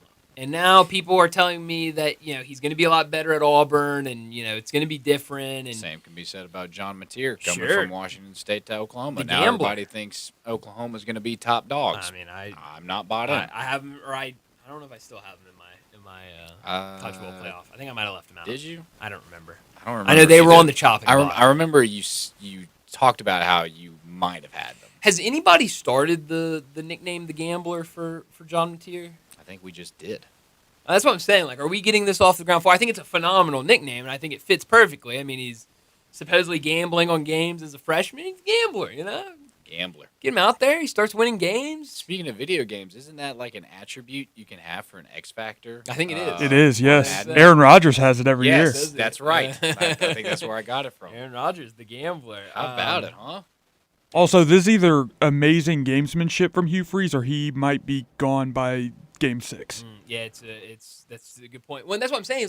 Hugh Freeze is now opening this can of worms where Deuce Knight's already going to be extremely popular to that fan base, and the moment the moment Jackson Arnold starts slipping, then everyone's going to be calling for Deuce Knight to come in and play. And if you throw him out there and what happens if you're like, okay, we'll play all 3 of our quarterbacks? Jackson Arnold goes out there and he looks fine. He looks okay. Then Deuce Knight comes out there and,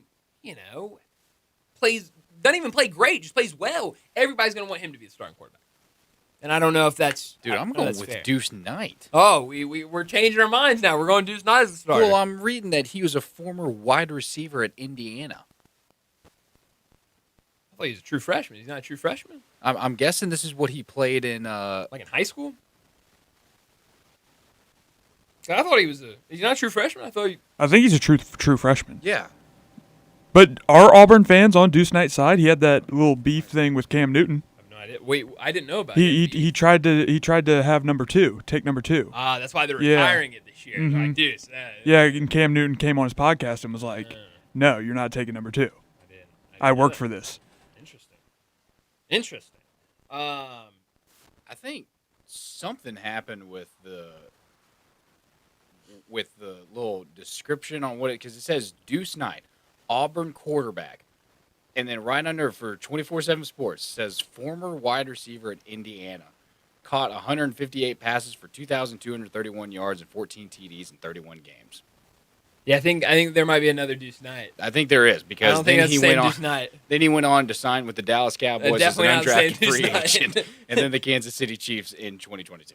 Definitely not the same. Is the third guy Ashton Daniels from Stanford? Yeah, I think so. He was really bad. Yeah, at boo Stanford. Stanford.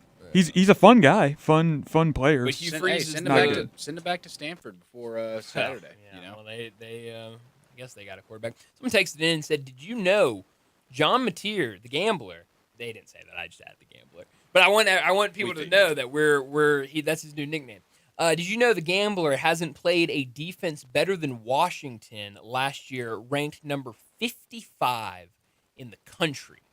That's what I'm saying. I'm not bought in on this guy. Going from that to I to don't playing in think the you SEC? bring in John Mateer and all of a sudden you're the next Cam Ward at Miami. But my thing is that John Mateer is getting all the talk because he's the quarterback. But they also brought in some really nice running backs. They brought in some nice receivers. Like, there are some guys around him that are going to make this Oklahoma team better. I think it's a stretch to say that they're a playoff team, and I think I just kind of threw them. They have a brutal schedule. Do they? Brutal. I've seen it, but I can't remember it off the top of my head. I did my W's and L's. I think I had them 7-5, maybe.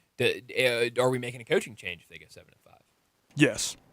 I would. That's 2 years in the SEC, and you've vastly underperformed for what you did in the Big 12. They play Texas, South Carolina, Ole Miss, Tennessee, and Alabama all in a row. I don't know if there's a bye week. I didn't look into that, but I think I remember putting 4 L's in a row. I mean, that sounds like it. And then LSU to end the season. And they have Michigan second week. Oh, that's right. They do. Yeah, they do play Michigan. Yeah, that's really rough. It's brutal. Is that the number 1 hardest schedule?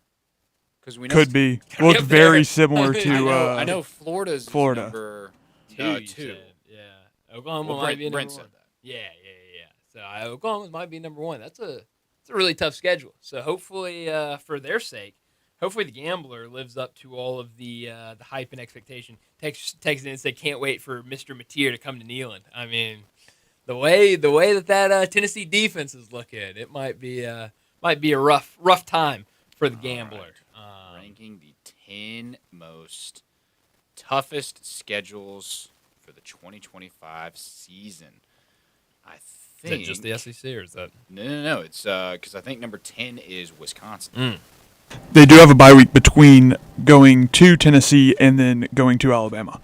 Well, that's nice. They'll need it. They'll definitely. They might be demoralized by that point. Yeah, that's brutal. That really is brutal, and it's kind of a welcome to the SEC for Oklahoma with that. Well, they had that last year. They sure did. Yeah, well, because that's what it was. Everything just flipped for all the teams. So that is, I don't know. We'll see what he looks like. So yeah, I think so. It was Wisconsin.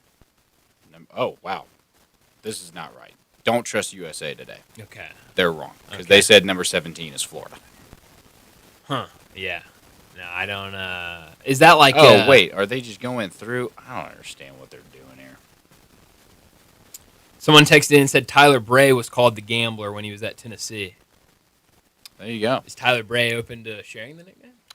South Carolina's up there. Ohio State's up there. Shout out Tyler Bray. I didn't know we were gonna get a Tyler Bray reference in Stanford today. Man, they have just a roller coaster. All right, I think it's time for a break. Starting I said against Hawaii. Yeah, Clarence T.C. Ching Complex. Brutal game. Oh, it will be. Yeah, we're gonna send the Cardinal packing. I told you before the show that I thought we were gonna have to put you on like a minutes restriction, but for Hawaii, like a Hawaii restriction. You said I could talk about him twice. That was the first time. Okay. I don't don't know. It might have been the second. That was the first time. Okay. Yeah, check the all right. records. I think This y'all is the might. first time. I think y'all might be plotting together. I don't know, but let's get to another break, and when we return, it'll be time for big number of the day.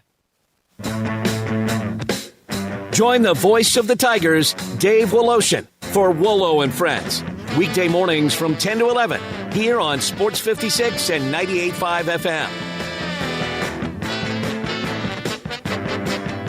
Since 1948, in the alley, the Rendezvous. I'm with John Burgos. John, what's going on in the Rendezvous? Brett, after 76 years, we've decided to expand our product line. Anyone who's tasted our ribs is familiar with our vinegar-based. It's now available in a 32-ounce jar. It's so good to baste or marinate all meats. I even put a little bit on turnip greens. Something we've been using at the restaurant or at our house has been the Greek seasoning. My father was a cook, but my mother was a chef. And she was the one that put Greek seasoning on everything from a Mediterranean diet or a steak. My mom used it on soup, salad, veggies, fish, any meats. It's a great seasoning and a flavor enhancer. My brother Nick figured out salt and pepper was more than just McCormick's and Morton's. He's come up with a perfect blend we use to coat our shoulders and our brisket, and he used to make it for his friends as Christmas gifts, and they loved it. All these products are available at the Rendezvous or online for shipping as gifts and in many grocery stores. And if they're not in your favorite grocery store, ask your grocer to stock it. A beloved family affair and still going strong since 1948, the Rendezvous.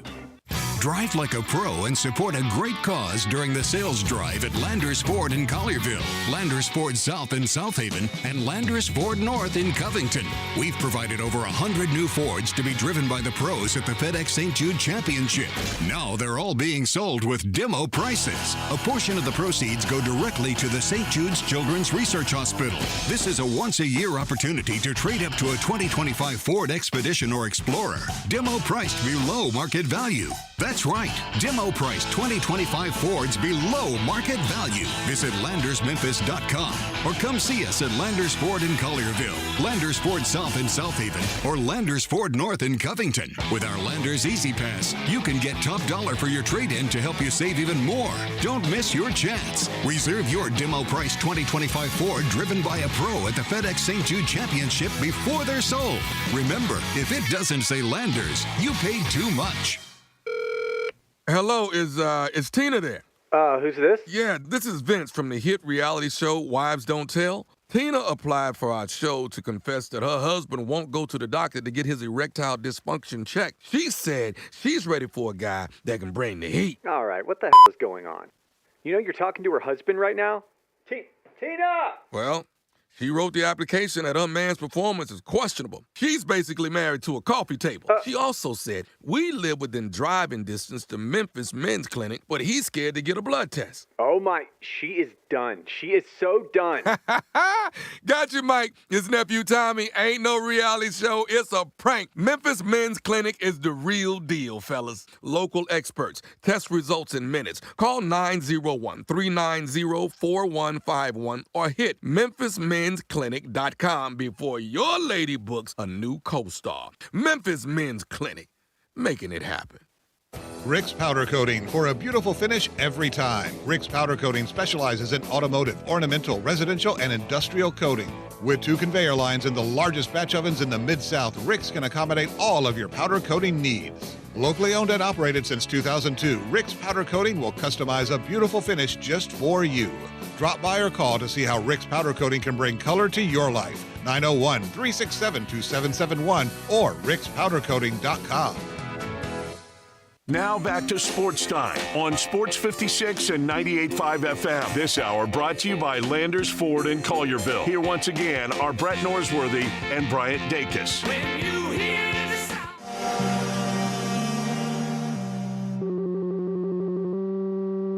Big Daddy. Hello, Big Brand. It's a guy, he wants to be big, then he gets big, he doesn't want to be big anymore, then he gets small, but the suit's too big. Big Daddy. The big boy. You're a big guy. I think she's trying to pull a fast one on Big Daddy. The big number of the day. Before I get to my big number of the day, I'm glad you said that because I have something I want to say too. Please. No, you go ahead. Are you sure? Yeah. Okay. Positive. I just want to point this out that someone texted in. First off, someone texted in right when we got to a break and said, "Let's go Bows." Let's go Bows. What are we doing? I mean, look, I love. We're supporting. I love Hawaii football late at night more than the next guy. No. Not you. The next guy is me. No, then never Currently mind. sitting The next to next you. guy that's not you. Someone else texted I don't in, know. though. It seems like Connor's pretty ecstatic. I'm about it, too. ecstatic. Someone else texted, and I'm so appreciative of all of the texts. I'm certainly appreciative of this one. Someone texted in and said, not sure about that, saying that you've only brought up Hawaii once, that you brought up the stadium earlier in the show. Yeah, I was hoping they didn't catch that. Yeah, someone caught on. That's not the team. That's the infrastructure of the state of Hawaii. This guy gets it. He gets it. He gets you. This guy All right, gets what it. What do you want to say? Oh, yeah. So you know our rejoin. Have either of you seen the new Superman movie? Is it good? No. No? Oh, okay. Well, then this is not going to go Is over it well. good? Like, all my friends have seen it. They Oh, all, yeah. They all say it's really absolutely fantastic. I love the movie. I thought it was really good. Anyways, but there's a song in there called Punk Rocker. And it sounds exactly like the But it's song not in the our same rejoin. song? But it's not. So interesting. I just have always wanted to make a comment on that. So I did. Well, here's your moment. What's your big number? My big number today, 668,000. That is the dollar amount that Middle Tennessee will save this year because they have decided, instead of going with alternate jerseys and different helmets and all of that stuff, Middle Tennessee will wear one helmet paired with just two jerseys, a home jersey and a road jersey.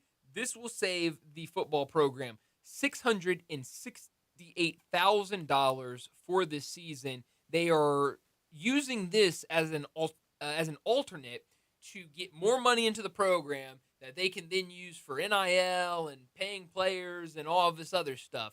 So interesting, because usually you see, and we just talked about it with Tennessee going to Adidas, like we talked about it when that happened, of guys that are being recruited.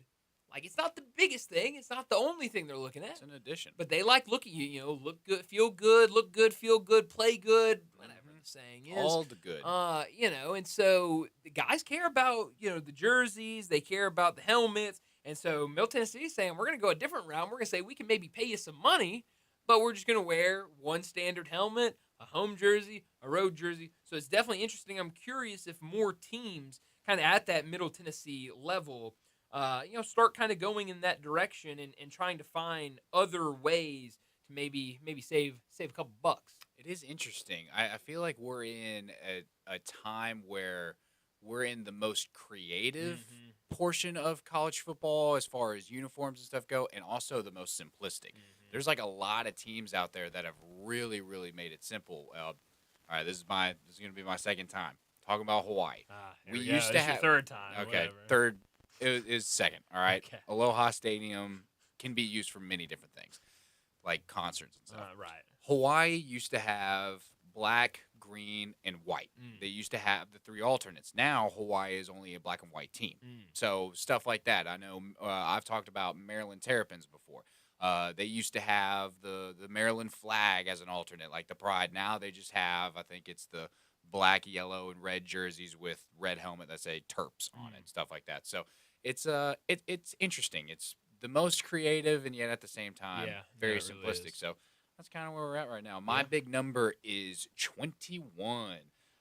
Since the start of the college football playoffs, we have only had 21 schools make appearances in them. 11 of those teams have only made it once. And a lot of those was due to the expansion of the college football playoffs last year. Those teams include Arizona State, Boise State, Indiana, Penn State, SMU, and Tennessee are the ones who made their first appearance in 2024. Then you have other teams like TCU made their appearance in 2022. You had Michigan State back in 2015 when they went up against Alabama. You have LSU in 2019, who've only made one appearance, which is a little bit shocking. Florida State back in 2014, and a forgotten classic, Cincinnati in 2021 made it. Other teams, the team with the most appearances with 8 is Alabama. Next to them is Clemson with 7. Then Ohio State with 6. Georgia and Oklahoma have 4. Michigan and Notre Dame have 3. Oregon, Texas, and Washington have 2. So there is a little bit of diversity in the college football playoffs, and maybe with the talks of an expansion going forward, we'll have even more in the college football playoffs going forward. Yeah, it definitely feels like it's not slowing down anytime soon. Certainly feels not. Like it's always going to be kind of like we talk about there's always going to be the conversation of conference realignment. It feels like there's always going to be the conversation of playoff expansion and getting more teams in the field. But let's go ahead and wrap up our second hour. And when we return to start hour number 3, we're talking the NFL. Bo Marchant, he joins us next.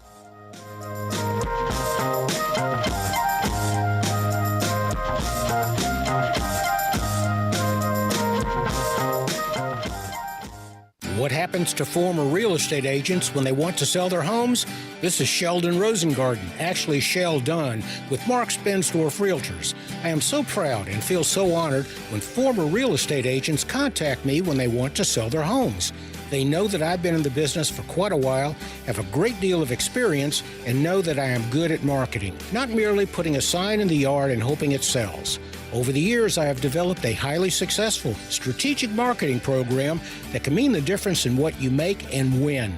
Talk to 2 to 3 real estate brokers, but make sure that I am one of them. So if you or someone you know is thinking about selling a home, remember what other real estate agents who have been in the business do. They call me, Shell Dunn Rosengarten, at 483-0546 or email me at memphisrelocate.com. I will wait to hear from you to take advantage of this good market. That's 483-0546 or memphisrelocate.com. Thank you. I got him on the line, Marty McNate. Hey, man, what's up over there in VW land at Gossett Volkswagen Germantown? Randy, we're ready to rock your world with 2025 Taos S, now $258 a month. $258 a month for Taos S rocks. What else you got? How about 2025 Jetta S, only $254 a month? Brand new Jetta S, $254 a month. What about Atlas Cross Sport? Right now, Gossett Volkswagen Germantown has 2025 Atlas Cross Sport SE, $286 a month. Atlas Cross, $286 a month, plus all 2025 Atlas Peak Editions, $5,000 off MSRP. That's right, Randy. Come see me, Marty McNate at Gossett Volkswagen Germantown, 7420 Winchester Road, or shop online at GossettVWG.com. And remember, your future's what you make of it. That's Gossett Volkswagen Germantown. Taos SMO 58602, MSRP 27011, Jetta SMO 85183, MSRP 24150, Cross CSC 228 MSRP 39206, includes all rebates and incentives, must finance with Volkswagen credit, excludes tax title and license with approved credit, dealer stock only, see dealer for complete details, offer value 83125. Hi, this is Greg Gaston from Sports56 here with Corey B. Trotz and Ryan Saharovich from NST Law. Corey, we know that NST Law has been around in this city for over 35 years. Tell us what's new that's happening at the firm right now. We are proud to announce that Parker Trotz and Ryan Saharovich have been elevated as partners. They are bringing fresh ideas at NST, how to prove evidence in a courtroom, how to bring AI into the law practice. It's just an amazing time at NST, and the future is very, very bright. Thanks, Corey. And hey, Ryan, congratulations. Thank you. We keep hearing about these self-driving vehicles that are coming to town. So when can we expect to see these cars on the road right here in Memphis? When you think of cars with no drivers, it's going to be a while before they're out on the road, but there are companies who've already come into Tennessee. Neuro is a company that's recently begun testing in Memphis with these self-driving vehicles. And at NST, we're going to stay on the cutting edge as these vehicles become more prevalent on the roads. Thank you so much, Ryan. Thank you, Corey. We all know that NST is the way to go. If you're ever injured, go to nstlaw.com. This traffic report is brought to you by Millington Weight Loss. For more information, call 901-436-0272. Sports 56 traffic. Good afternoon. Heavier than it was a few minutes ago. Trying to get out of Midtown on 240 South and South Parkway. It's building again over here on 240 East and Mill Branch, making that drive all the way to Bill Morris Parkway, which has been busy today, going outbound on 385 Bill Morris Parkway. Hey, Weimer's Jewelry, your diamond engagement ring headquarters. Go by and see David this week at Weimer's Jewelry out there on Highway 64. I'm Commander Chuck. You're on time traffic.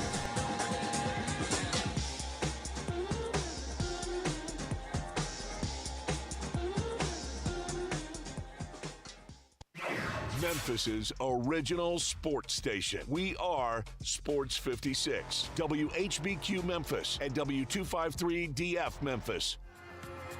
Now, back to Sports Time on Sports 56 and 98.5 FM. This hour brought to you by Jaguar Land Rover Bluff City. Here once again are Brett Norsworthy and Bryant Dacus. Welcome back into Sports Time. Bryant and Landon with you as we start our third and final hour. Brett, he's out, but he'll be back with us on Monday, but we got to talk some NFL. We do it every single week, and we got to do it. We also got to make predictions. We've been going through all the divisions, doing quarterback rankings. Now we've got to do our conference predictions. We'll do AFC this week. We'll do NFC next week, and then we'll be talking about regular season games on the schedule. But let's not waste any more time. Let's go ahead and get to Bo Marchant. National Football League talk every Tuesday with Bo Marchant, covering the NFL Draft at collegetopro.com and the NFL Draft Bible, covering the Steelers for Sports Illustrated, living and running in Eastern Ohio, and on Twitter X at Bo Marchant. Here's Bo with Bryant and Brett. Bo Marchant joins us now to talk the NFL. Bo, a lot to get to this afternoon. First off, thanks for joining us. But I saw that Memphis wide receiver Rock Taylor had been cut from the Steelers roster. I did not know the love that Pittsburgh Steelers fans had for Rock Taylor. Looking through the comment section of the post on X about that move, it was a lot of people upset that Rock Taylor was no longer a part of the Pittsburgh Steelers organization.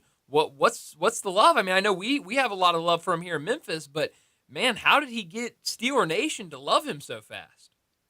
Well, I mean, you like his size, you like his athleticism. He was always a nice personality around camp. I think when you watched him in the Latrobe, or the fans that got to see 89 do his thing, he made some nice plays. And again, he looks the part, so you just kind of go into that fantasy mindset that, wow, he looks the part. He's making plays. Can he stick? And it's hard. I did my roster crunch, I think, over the weekend, Sunday morning after the preseason game Saturday night. And, I'm even going through my head. And when you start to break down the numbers, you're like, wow, they're not going to probably keep this guy or that guy or this guy. And there's a ton of talented young men on that roster. And I'm sure there's a talented young men all across the league that are, unfortunately, on August 26th, cutdown day, they're going to be subdued to the idea that, you're not going to be on the 53. Now, they'll have the opportunity to play on the practice squad. I believe after COVID, that changed a little bit in terms of years and seniority, but I think to make the practice squad, I think you can only have 9 or less games under your belt played.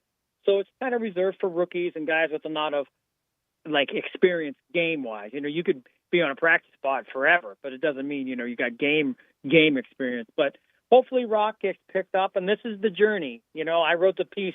James Harrison was that guy. He was cut. Baltimore, Steelers cut. You keep coming back. Willie Parker was a camp cut casualty. He ends up winning the Super Bowl with the Steelers. So it's not the news you want so early, but nonetheless, it does not mean the end of the road for a type of guy like Rock Taylor. Yeah, well, you mentioned roster crunches and trying to figure out who's going to make these rosters. Joe Flacco named the starting quarterback for the Cleveland Browns, and now people saying that the Browns could keep 4 quarterbacks on this roster, and that's not even including Deshaun Watson, who would be on the IL this season. What do you make of that idea? I mean, you never see teams carrying 4 quarterbacks on their roster. If anything, you're starting to see some teams just going with 2 quarterbacks on their roster. What do you think Cleveland ultimately does? I just think they're in a weird predicament. These quarterbacks going down for them, they lost a lot of opportunity to see these guys play. I know Shador played 1 game. Dylan Gabriel, their 3rd-round pick, got in last week. They still haven't seen Kenny Pickett perform in their, uniform. They've seen him play, with the Steelers. The backup is with, the Eagles. But, what's he doing live in their offense? So I think they're a little stuck to that idea. And then, I think, living so close to Cleveland, the fan base was kind of, they all fell in love with Joe Flacco because 2 years ago he, led them to the wild card. They lost to Houston. So I think that was the mindset going in, and then Shador Sanders, they don't know what they have. But the way Shador played, in the preseason opener for them, he opened up a lot of eyes, and I think he gave a fan base a lot of excitement. There's not too many times a 5th-round quarterback is going to have a stadium filled with number 12 jerseys that represents the number he wears. So, I thought he played well. He did everything you could have asked for a young man in that position, to go in, first start. It's still preseason, but it's still your first start. It's a different uniform. It's, there's a lot that goes into that. I see where Cleveland's thinking that, they're protecting the young guys. You got a leader in Flacco. Let him take the bumps and bruises early because they have a tough schedule. First 6 games are pretty substantial, and, if you're realistic, the NFL, we don't ever know how a game's going to play out. But, I don't think they're going to be a favorite going into any of those. And, end of week 6, they could be 2-4, 1-5, 0-6. So I think they're just trying to shield these guys a little bit. But I understand the idea of 4 quarterbacks. And the talk of the strangeness of 4 quarterbacks, I have the Steelers keeping Skylar Thompson. I think he was an afterthought when he was signed. But the way he's played in the preseason, they haven't seen Will Howard at all. You get to a weird, you'd feel you're 3 with Mason Rudolph, Rodgers, and Howard, but, you haven't seen Howard play. And Thompson has played well. So I don't know what they'll do there. But nonetheless, another team that, I think 4 is totally viable for them. And not everybody has to be in that predicament, but I just think both those particular teams find themselves in a situation where it's just it's out of the ordinary, but it's a realistic opportunity for them, just the way their rosters and the way the last, say, 3 weeks of this preseason process is shaped out for them. Yeah, Bo, one thing real quick, kind of a running gag Brian and I have, that's a Super Bowl champion. Right. Kenny Yeah, Pickett is the right. number 2 at Cleveland right now. Yeah. He if I was on the team, I would have got a ring too. So and then we would call you Super Bowl champion Bo Marchand. We would change your intro, man. That would be great. Yeah. But yeah, Brian and I earlier we were breaking down last night's preseason game with the Commanders and the Bengals, and obviously the Bengals have made no strides to help their defense. 9 of their 11 starters played last night, and it just didn't seem like any of them knew what tackling meant or what it does. And so because of that, you feel for Joe Burrow, because last year Joe Burrow played about as good as any quarterback in the league could possibly. Over 4,000 yards, over 40 touchdowns, single-digit interceptions. I mean, the dude was incredible. And so you have to ask the question, are the Bengals wasting his talent by being there? And if so, where could you see Joe Burrow landing another spot in the NFL if he were to leave Cincinnati? Wow, man, you guys put me up against the wall and started beating me on that one.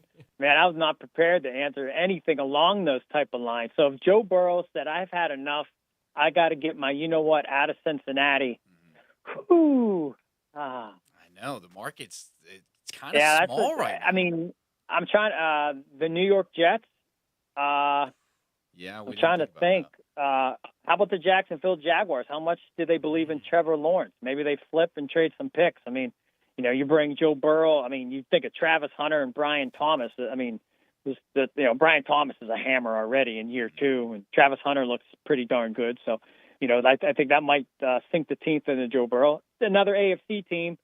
But I'm just off the top of my head. The 49ers always seem, I know they braved Purdy, the big contract, but if you can get a Joe Burrow, then you send, Brock Purdy to the, East Coast, and then you send Burrow to the West Coast. So maybe that's another option. Off the top of my head, maybe those 3 teams. But put it this way, if Joe Burrow said, I'm available, there might, I mean, you figure the Chiefs, the Bills, the Chargers, who else? I mean, there might be 6 teams off the top of my head that wouldn't say Joe Burrow would be an upgrade in our quarterback room.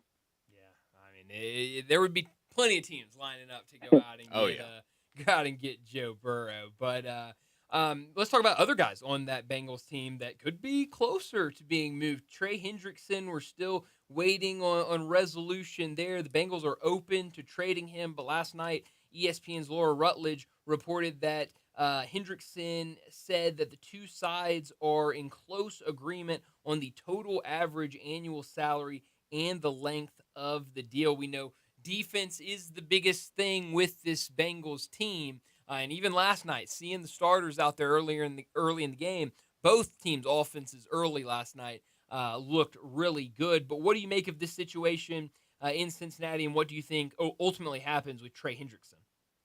Yeah, well, I mean, I think for Trey, I think you probably assume he wants to stay there just to, he's a Bengal. He knows what it's like to be a Bengal. He's not going to have to pick up in the next 2 weeks and move everything and himself, his family, whatever to another city.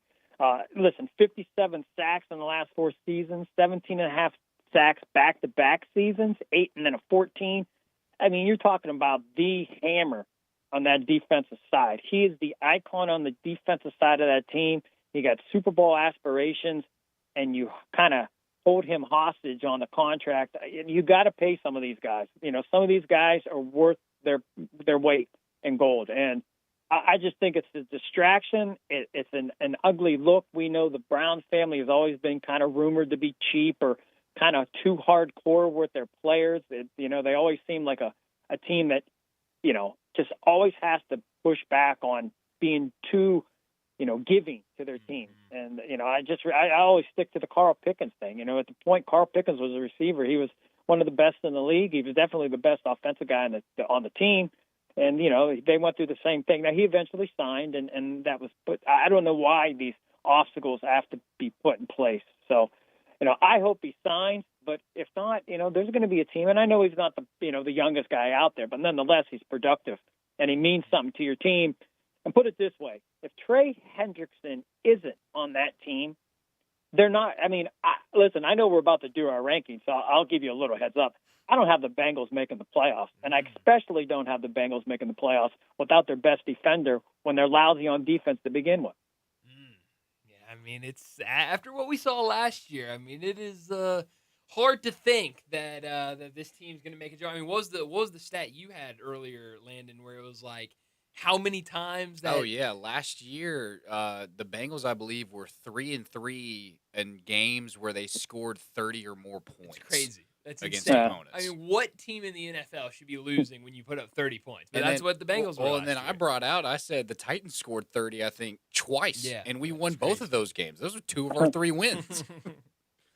And then you think about, I mean, that what you just said is a great point. To lose those type of games, you're scoring a lot of points, and the Bengals have the ability to score. They kind of remind me. I mean, I'm showing my age here, but kind of like back in the day with the San Diego Chargers with Fouts and Chuck Muncie and Wes Chandler and Kellen Winslow, Justin Jefferson. I mean, they could score at will. They were the Bengals of today, but they never had a defense. And, then you would see those scores, 35-37, 35-31, 28-35. But they'd be on the losing side of it. So you got to have it all. And, some of these guys, like I thought the Cam Hayward one was a little bit odd, him even saying if I make the Pro Bowl. That wasn't in the contract. Just because you said it, it wasn't anything that was in the language. So, you might have been saying it, but there was nothing in the language to say, hey, even if you are an all-pro guy, Pro Bowl, whatever, you don't get a bump. And, he was at camp today, and, he's a whole in and nothing changed. So I think a guy like Henderson, the different situation, and some of these other veterans out there, we know, Terry McLaurin, the Commanders, a couple of other names, big names out there that, nothing's been solved at this point. And, this is the last weekend of preseason football. You have that little hiatus, and then it becomes real, I think, on the 6th. So, a short window to get everything right. And all these teams do so much to get everything right. And it's kind of odd that there's so many teams that want to get it right, but they constantly do the wrong thing, even though they know they're not doing the right thing. Yeah, well, it's definitely a lot of questions still out there around the NFL, but we need to get to our AFC predictions. I will start with Brett's predictions. He sent them to me even though he is not here. So let's start with what Brett has. Making up his AFC standings, he has Buffalo, number 1, Baltimore, 2, Kansas City, 3, Houston, 4, the Chargers, 5, Cincinnati, 6, and Denver, 7. In the wild card round, he has Baltimore over Denver, Cincinnati beating Kansas City on the road.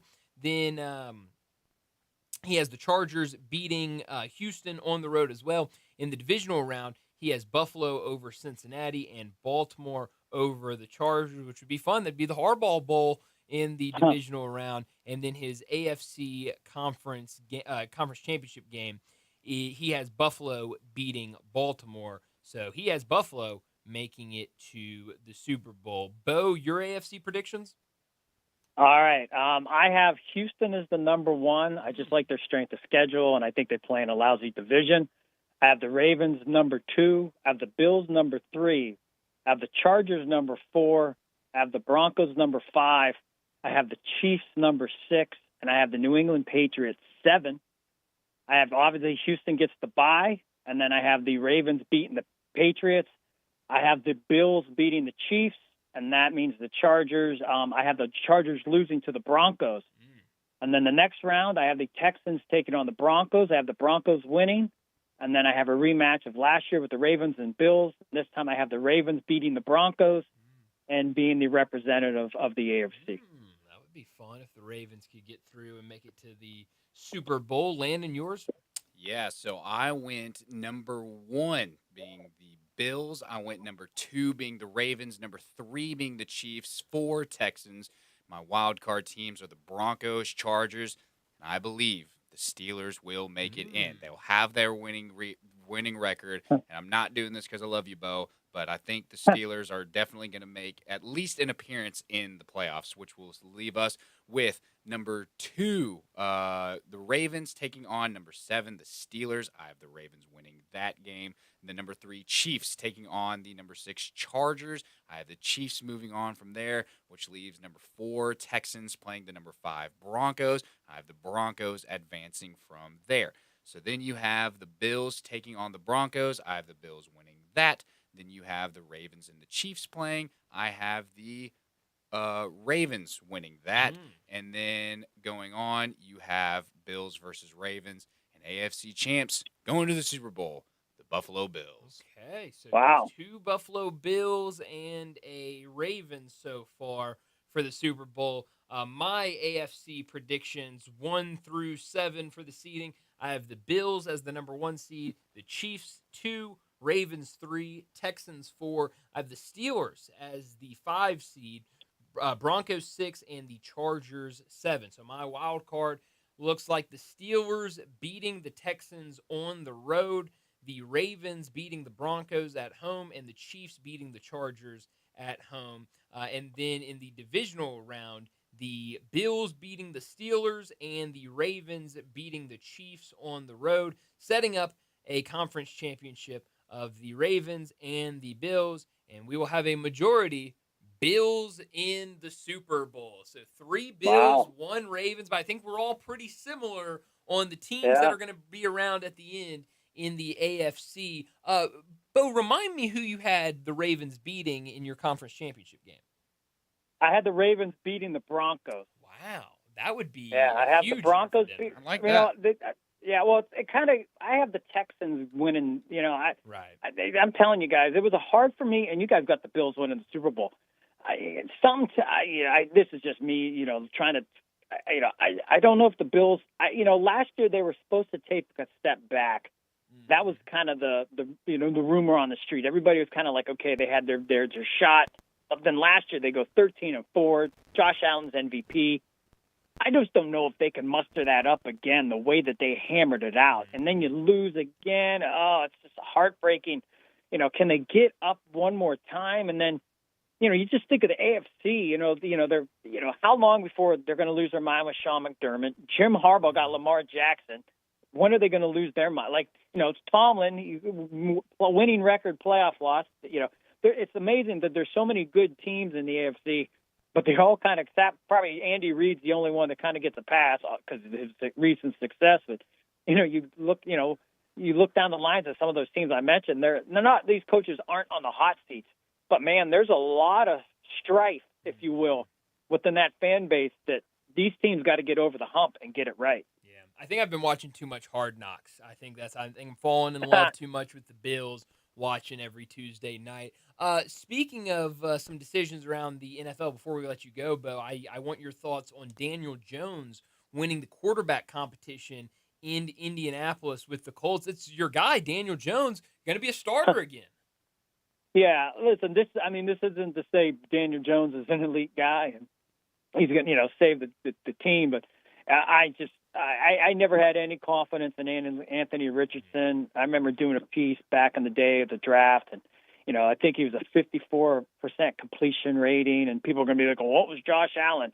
It's not the point. It's that was just really low. I think Lamar Jackson was 57, but I still think you saw more passing ability. I think he had, maybe 12 total games played in college? I off the top of my head, So, his final year at Florida, I just think it was great. But the thing that happened, and I remember talking to some guys, coaches, or I should say OCs down at the Combine that particular year, and they say the way he commanded some of those rooms, that when he went through his meetings, you were just blown away. Here's this 6'4", 230-pound specimen, this freak of nature, the God-given ability to make Superman blush. And, you just think, okay, if we can materialize this, if we can teach, if he can get it, what do we have here? So I see the risk and reward. And it was a huge risk. Unfortunately, I think they took him at 4, and this is basically, we failed. He's not the starting quarterback, and a guy who people distasted it in New York with the Giants and Daniel Jones as now the guy in Indy.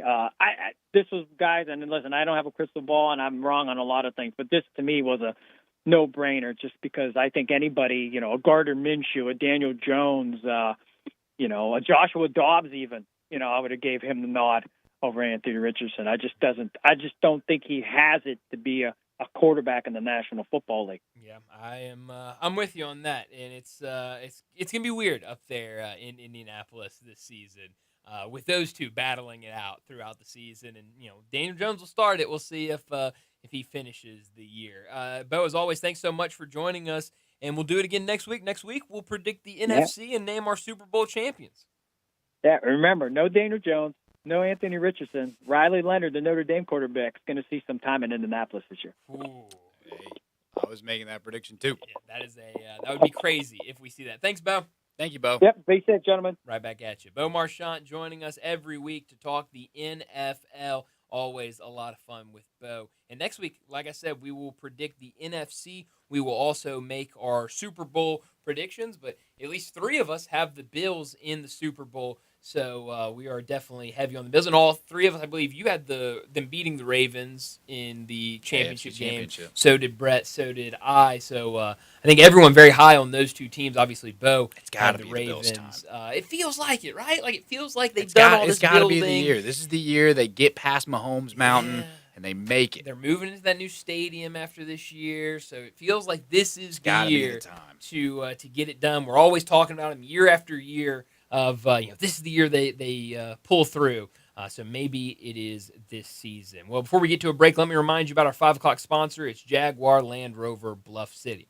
Jaguar Bluff City has been the premier Jaguar dealership for the greater Memphis area since 1984, and their talented team is ready to help you find your next perfect vehicle at unbeatable rates. Swing by Jaguar Land Rover Bluff City today and check out the new 2025 models like the 2025 Range Rover Sport, the 2025 Range Rover Velar, and the 2025 Defender. Test drive the Range Rover Sport, where luxury meets performance. It's a perfect mix of style, performance, and versatility, with options ranging from 360 horsepower up to 635. It's also available as a plug-in hybrid electric vehicle with $7,500 federal tax credit when leased with approved credit. Take a look at the Range Rover Velar, powered by mild hybrid technology and enhanced with the latest well-being features and fully connected entertainment system. The Range Rover Velar is the ultimate luxury compact crossover. Purchase yours today and get special 4.4% for 72 months financing available with approved credit. Don't forget about the Defender, available in multiple models to fit your needs. The Defender is built for the modern explorer, and Jaguar Bluff City is offering special interest rates for 60 and 72 months on various models. Give them a call, 877-259-6169. Go online to jaguarbluffcity.com, but head out there, test drive these vehicles. 6335 Wheel Cove, just off of Quince for Bluff City Jaguar. Let's get to another break, and when we return, we'll talk about what's trending.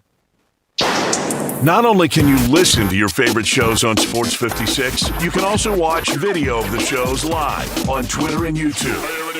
Watch and listen every day at Sports 56 WHBQ. Newsflash, Family Leisure needs your help. Family Leisure has a warehouse full of inventory, and they need it cleaned out. Do your part to make room for new items, and you get great deals on almost everything. Listen up.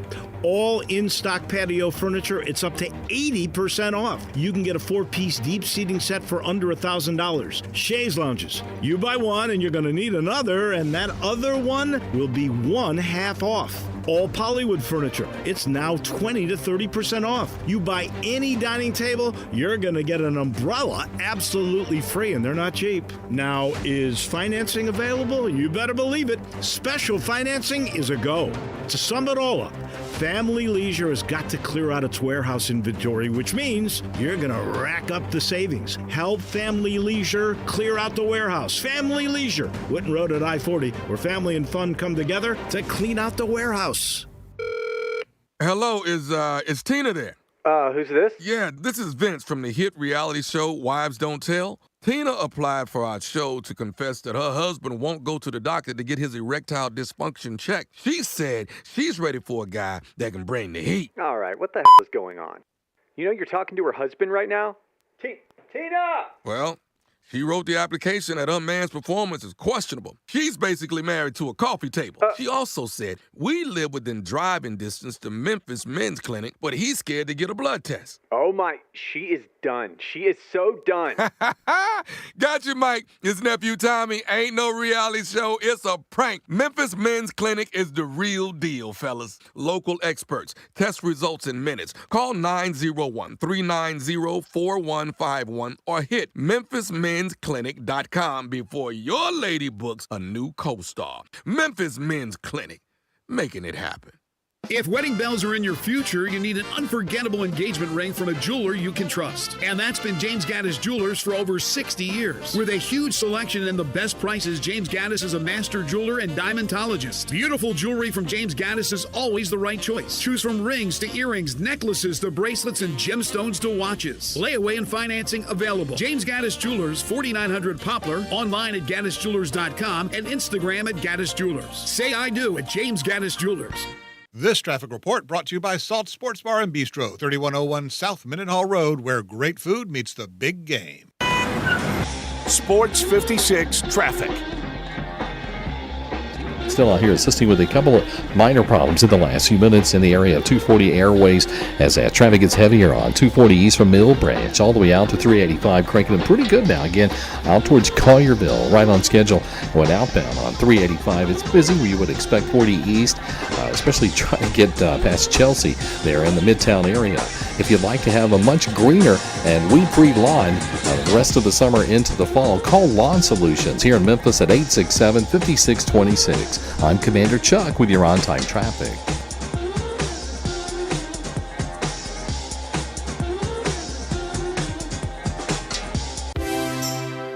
Now, back to Sports Time on Sports 56 and 98.5 FM. This hour brought to you by Jaguar Land Rover Bluff City. Here once again are Brett Norsworthy and Bryant Dacus. Here comes the Mirror Man. Says he's a people fan. Here comes the Mirror Man.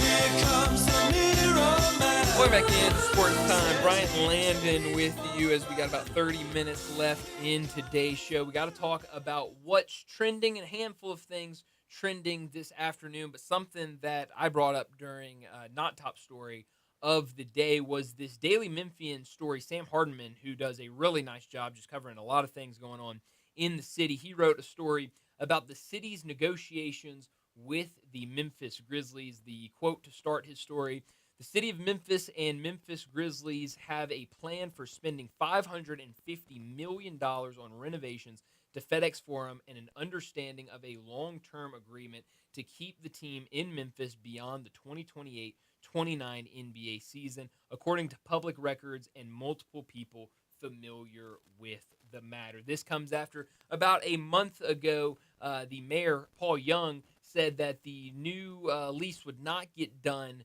this summer, which was a deadline he hoped the two would reach a deal. The story's really good. I would tell everybody to go to the Daily Memphian and read it. It kind of talks about the things that are moving in the right direction for this and the things that are moving, or I shouldn't say moving in the wrong direction, but hurdles that they still have to get over to finalize this. But it does seem kind of overall, when looking at when reading the story, it feels like things are moving in the right direction for a new lease to be on the books, be agreed on between the two sides, and to get that long-term deal the Grizzlies to stay here. And that's the biggest thing. Brett and I talk about it all the time. Whatever the Grizzlies say of we need this or we need that or we want to do this or that to make sure we get a long-term commitment here, I think you got to do. I mean, you have to keep the Grizzlies here in Memphis. And so I am glad to see that they're at least, it seems like, making progress and moving into the right direction. Yeah, and renovations are always exciting. I mean, you look at the Liberty Bowl. I'm going to still call it the Liberty Bowl. Just had the huge hole in it for a while, and now we see it's nearing completion. Or is it completed to date of the new additions in the Liberty Bowl Stadium? I don't know. I think well, you'd hope it'd be done before the start of the season. Well, the whole thing's not going to be done before the start of the season, but I think what is it? I don't know if it's next season or the year after that this is supposed to be. I think it's next season. I believe 2026 or 2027. 2026, I believe. Okay, so right around the corner. Around the corner, not bad. But it's always good and positive to see new renovations going in that direction, and it's always exciting.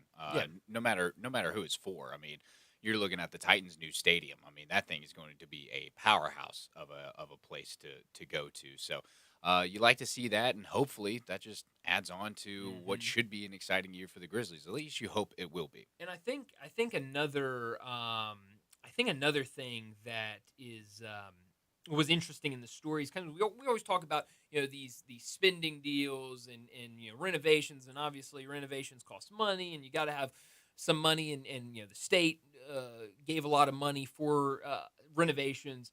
But there was a portion in the story that talked about minimizing the amount of public money at risk if the Grizzlies left town before the end of the second long-term lease, after kind of talking about, kind of getting that money. And there was a part of the story that talked about how they've been talking about spending across up to 10 years rather than kind of that one big sum. Then if you can kind of do it smaller, it would be less money that the taxpayers have to pay, and it wouldn't be all up front at one. There'd be less debt involved. So it feels like a lot of good things to do this. Now, they did say that could affect some of the things you renovate at the end of the day, but ultimately I think moving in the right direction for the Grizzlies to stay here in Memphis. But it's something we're going to keep an eye on and keep you updated on of kind of where this is going, because obviously very important for Memphis to keep the Grizzlies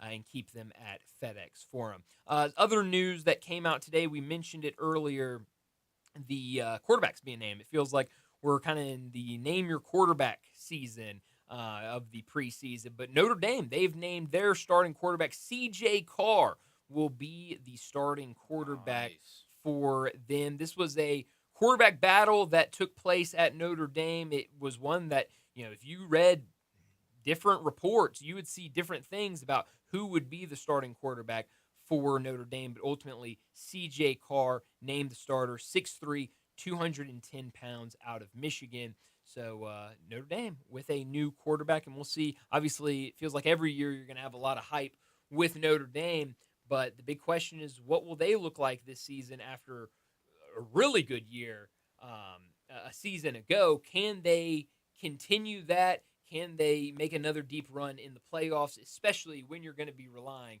on a young starting quarterback? C.J. Carr is not related to Derek Carr. No, he is not. They look kind of similar. They both have buzzed heads. Yes, but that was my immediate question. While he is the grandson of former Michigan football coach Lloyd Carr. Okay. So got some relatability there. But I know for all of us, I think Brett is the only one that is not big on Notre Dame this year. Did you have him in your college football playoffs? Yeah, I had him in my college football playoff. Did Brett not have them in his college football playoff? I don't remember if he did. It was either them or Texas. I don't think Texas was in his. Let's see. I have his somewhere in here. Let's see. I remember at some point he did not have Notre Dame as his team. Yeah, he does not have Notre Dame in his top 12. Doesn't look like he has Texas either. Yeah, I remember Texas was one that I was very shocked Notre Dame that not he in there did not either. make it. Yeah, but he was not big on Notre Dame. And he hasn't been here.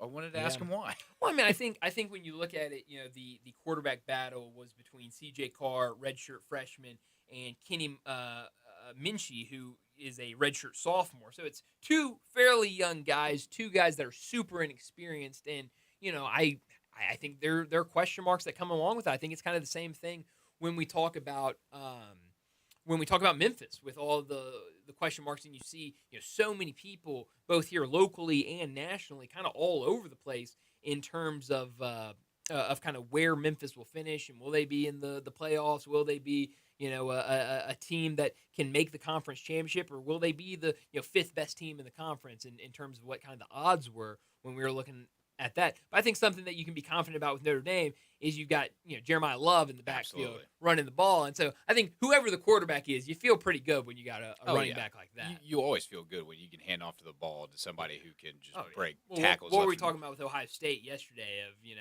they named Julian Say, and they're starting which is actually the direction I thought you were going when you were saying we could say the same thing about Julian Say. I mean, he's going into a much better circumstance situation than most quarterbacks do. Definitely. I mean, if you've got the opportunity, I mean, you could throw almost anybody out there, lob the ball up to Jeremiah Smith, and he's more than likely going to come down with it. The dude's an absolute freak of nature. But yeah, I think that is the biggest thing. Is there's a lot of quarterback questions out there. Is you've seen them perform. A lot of these, freshmen coming in for the first year did good in high school. How's that going to translate? Or like in our case for Memphis, how is Brendan Lewis going to do transferring from Nevada coming over here?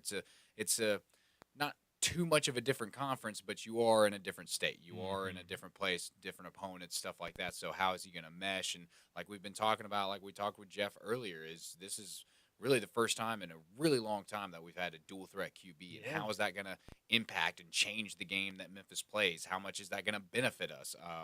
I don't know, because you've looked at our past years of success. The success has come from pocket passers. We started with Paxton and went to Riley, Brady, all those guys. So should be interesting to see. I think there's a lot of question marks, but hey, we're not far away from getting the answers to those question marks to see how are these guys going to perform, and to know that we can't really judge them based off one game. We gotta let them get situated, let them get in, but at the same time, Julian Saying not starting on with a cakewalk, playing against Texas week 1. Arch Manning versus Julian Saying, who comes out on top on that. Yeah, I mean, it's a good point that you make of kind of, we're not, it felt like a couple years ago, obviously before the transfer portal became this big thing of you would have the starting quarterback named way earlier in the preseason. And so we'd be sitting here talking about, okay, well, can C.J. Carr, what's he going to be for Notre Dame? And Julian Sayin and Ty Simpson at Alabama, and can these guys be the guy at their school?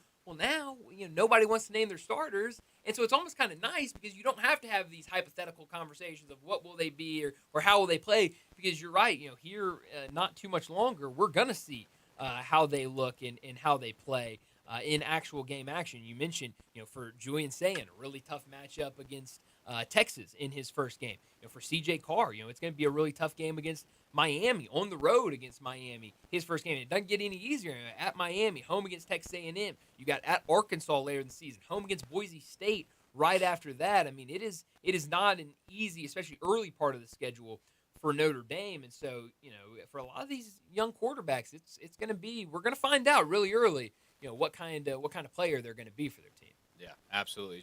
It should be an absolutely exciting year. Still a lot up in the air. I think I'm most excited to see the growth and progression of the Titans coming in this year. I know I've not been shy about that. Yeah. But it's still a lot of stuff. Is how much do you trust that QB to go out and deliver? So I think if we see that, I think what was the question I posed to you guys way back when we did the heck yes, hell no about SEC. No, that's a crazy fool. Oh, it was. Could we potentially see a 9-3 SEC championship team? Oh yeah. And I mean, with how these schedules are shaping out, man. I mean, I don't think that's too far off the table. No. But hopefully you don't want to see that, because you do want to see a lot of SEC representatives in the college football playoffs. But Man, I don't know.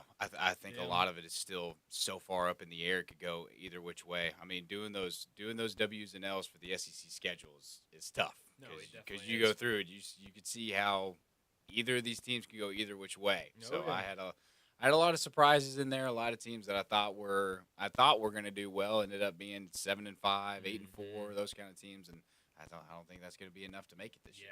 It's a really good point. Did you read this story on ESPN about your team, your quarterback, and the headline for it before you click on it says coaching the number 1 pick at quarterback isn't as easy as you think. That was my not top story.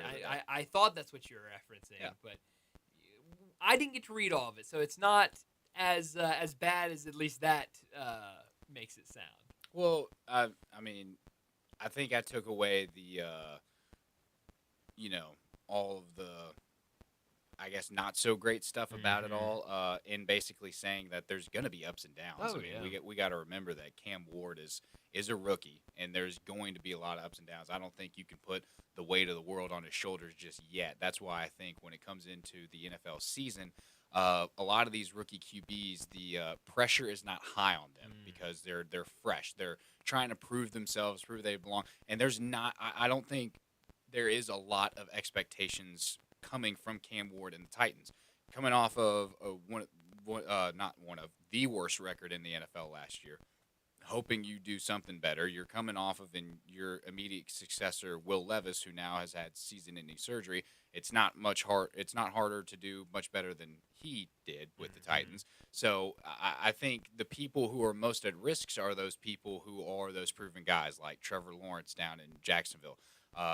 Coming out of college and high school, dude's never lost a game. Welcome to the NFL. Now he's struggling to win games.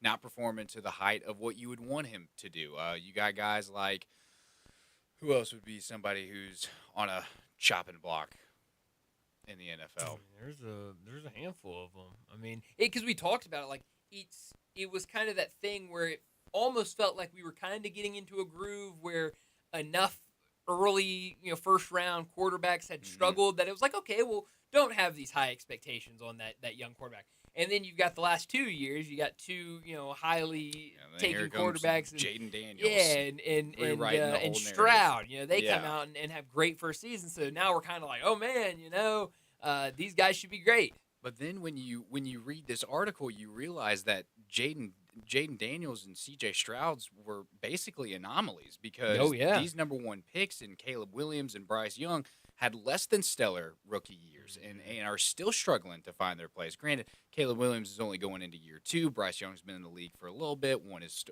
position back from Andy Dalton, who's, seasoned veteran, all that kind of stuff. So it's kind of been a little bit of a hit and miss to this point. You just hope that Cam Ward doesn't fall into the ladder. Yeah, well, and it's something that, again, like I haven't been able to read this entire story, but it's a little graph over the side that I think is interesting. Most rookie wins by the number 1 overall quarterback pick from 1967 to present. The most wins, Andrew Luck in 2012 had 11 wins. After that, the most is Sam Bradford in 2010 with the Rams had 7. No other rookie quarterback had more than 6 wins as a number 1 overall quarterback pick, and in his first season had more than 6 wins as a rookie. And so, I mean, it makes sense that you're young. It's your first year in the league. You're on a bad team. That's why they had the number 1 pick. So, yeah, I don't think there needs to be all of these super lofty, high expectations for Cam Ward and this Titans team. But I love this list because it mentions 2018 Baker Mayfield with the Browns, and it took a while for Baker to find his home. I mean, look, going with the Bucks. I mean, doing absolutely incredible. And Jameis Winston, let's be real. He'll throw for 500 yards. 100 of that is going to go the other way in an interception. But the dude is still out there. He's still balling. He's still finding his place on the field. One of my favorite tidbits about Jameis Winston is his first ever NFL pass. You know what it was? Yeah. It was a pick 6 against the Titans. Oh, really? Yeah, Holy week cow. 1. It was number 1 versus number 2. That was Jameis Winston versus Marcus Mariota. Holy cow. I know. How about that for a crazy pool? that? But it goes to say that, like, we can't just judge these guys based off of it's like the head coach position with the Titans right now in Brian Callahan.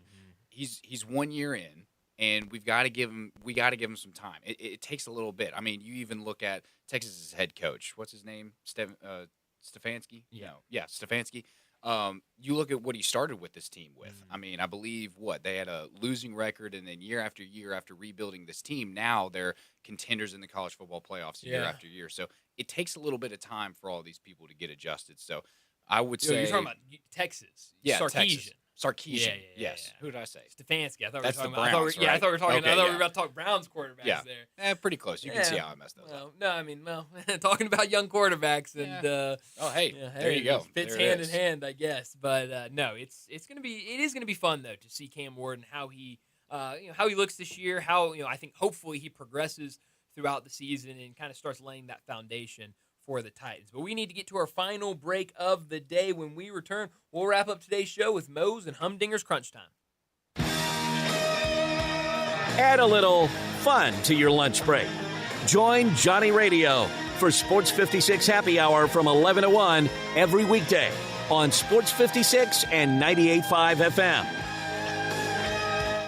And if you're ready for that new Silverado, head to All-Star Chevrolet in Olive Branch with financing as low as 0% and thousands in savings. It's All-Star Chevy's end of summer sale. Thousands off MSRP on everything you're looking for. Suburbans, Traverse, Tahoes, more new Silverados than you'll find anywhere in our area. Choose the new 26 Silverado or Trailblazer and make no payments for 90 days of fall. Your good credit deserves it, and you get it at All-Star. Teachers, military, law enforcement, and all first responders get a $500 bonus back. Every pre-owned or certified pre-owned Chevy is on the lot ready for you to test drive at All-Star Chevy in Olive Branch. This is the best week to get the most money for any vehicle you want to sell. Bring it to All-Star in Olive Branch and get that big check today. Tailgating or fall road trips, head to All-Star. That's where they should begin. Don't miss the end of summer sale at All-Star Chevy in Olive Branch, or go to allstarautogroup.com. Together, let's drive into fall. Again, for more information, go to allstarautogroup.com. Guns, guns, and more guns. Over 700 firearms in stock. Home defense guns, old guns, new guns, used guns, big guns, little guns. Every gun you can think of, Classic Arms has them. All brands like Glock, Sig, Colt, Ruger, Smith & Wesson, Browning, Beretta, Benelli, Remington, Winchester, and more. Guaranteed lowest prices in town. Only gun importer in the Mid-South. Free gun inspections and appraisals and free bore sighting for the upcoming deer season. Shop online at ClassicArmsOfMemphis.com or visit Classic Arms at 1740 Germantown Parkway behind Corky's Barbecue in Cordova.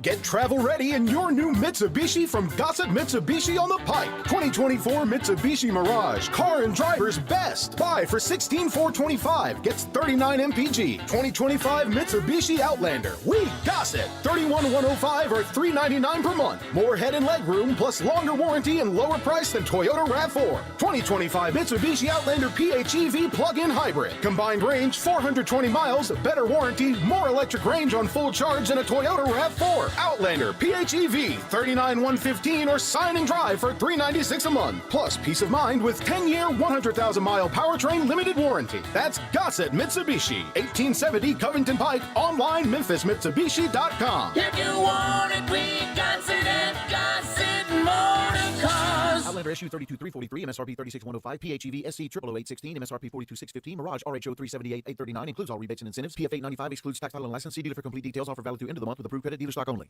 On big game days, you want big game food, flavor, and fun. So on big game days and every day in between, you want Salt Sports Bar and Bistro. Salt has it all. Great happy hour food, great cocktails, and great games on 21 HD TV screens. You can also enjoy your favorite match on the patio with cigars and sports in the open air. Open for lunch and dinner from 11 a.m. to 5 p.m. Salt Sports Bar and Bistro, 3101 South Mendenhall Road. Salt Sports Bar and Bistro, where great food meets the big game.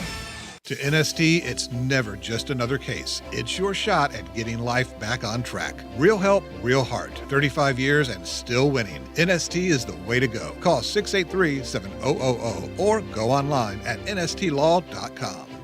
Now, back to Sports Time on Sports 56 and 98.5 FM. This hour brought to you by Jaguar Land Rover Bluff City. Here once again are Brett Norsworthy and Bryant Dacus. This is pretty cool, and we're just getting started. So.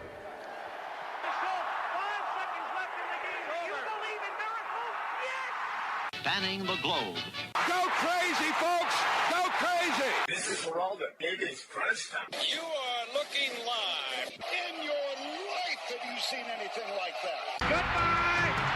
Hello, Haskins. It's obviously crunch time. Hammer, nail, coffin. This baby is over. Crunch Time is brought to you by Humdinger's Taco Tuesday. Enjoy crunchy slaw, grilled fish and chicken, and the best taco sauce in town. $2 tacos all day. It's the best deal in town.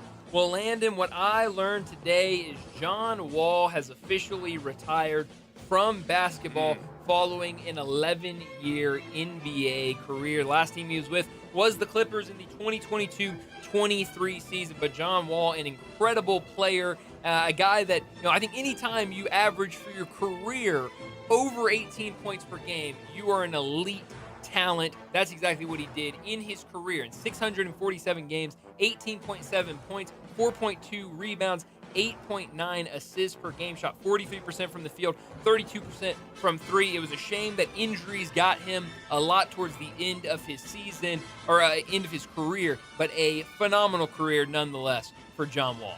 Yeah, there was two things that I learned today. One of them has been a very hot talked about topic, and that is Daniel Jones winning the position over at Indiana. The most consecutive starts in the NFL with fewer than 3 passing TDs belongs to Daniel Jones with 58. In second and third place is Michael Vick with 56. And third, Chad Henne with 54. So, I don't know if you want to call that great company or not. I'll leave that to you. But another thing I learned is that Anthony Richardson is still younger than Shedeur, Will Howard, Dylan Gabriel, Tyler Shook, Caleb Williams, Bo Nix, and Michael Penix Jr. This dude still has a future if he dedicates and puts the time in and becomes that guy that we all want him to be. Yeah, man, you're definitely right about that. And we'll see if he can do it. But Hopefully right now, he can, because right now he's not showing. It does not look great. Have you seen the video of Victor Robles and him throwing his bat at a pitcher? Can't say that I have. So here's the video. I'm going to show it to you real quick while I talk about it. So this is a Seattle Mariners player that is on a rehab assignment coming off an injury. He gets hit by a pitch in his rehab game and slings his bat at the pitcher. Now, the backstory to this is very gentle ejection by the umpire. Very quick ejection by the umpire. But there's a long backstory to this. The pitcher that was throwing, they have some history. He's thrown at him a couple of times, and that time, I guess, was one time too many. But I could have done without that because it feels like that escalated extremely quick. And today, Major League Baseball announced that they're giving him a 10-game suspension for chunking his bat at the opposing pitcher. And I would assume that would come with some pretty hefty fines. I'm sure. I would assure that. Yeah. What I could have done without was the Bengals defense. It was a very poor showing. They have made no moves this offseason to upgrade the defense at all, and your only good player in Trey Hendrickson is remained unsigned. Now, will he make a big difference? I'm not entirely sure. He was with the team last year. They still didn't do that great. They missed the playoffs with Joe Burrow playing as great as he possibly could. And by doing this, they're forcing themselves to rely on some new draft picks to be their standout players. By this, they're almost asking Joe to be perfect week after week, which is a hard thing to do in the NFL. He looked really good last night, but asking him to do that every single week could be a little too much if you can't stop anybody. Where are you beaming tonight? Beam me to the Nationals and Mets games. We got David Peterson pitching for us tonight. Started out the season as a great pitcher. Let's hope he can continue that tonight and Mets can go back to their winning ways. Yeah, I think some fun games tonight around Major League Baseball. But how about beam me to game number 2 between the Brewers and Cubs? 7 o'clock start. The Cubs won the first one. We'll see who wins the second leg of this doubleheader. But a lot of good baseball action tonight. We're getting closer to week 0. We'll have preseason games later in the week. But that's all the time we have. Enjoy the rest of your night. We'll talk to you again tomorrow afternoon.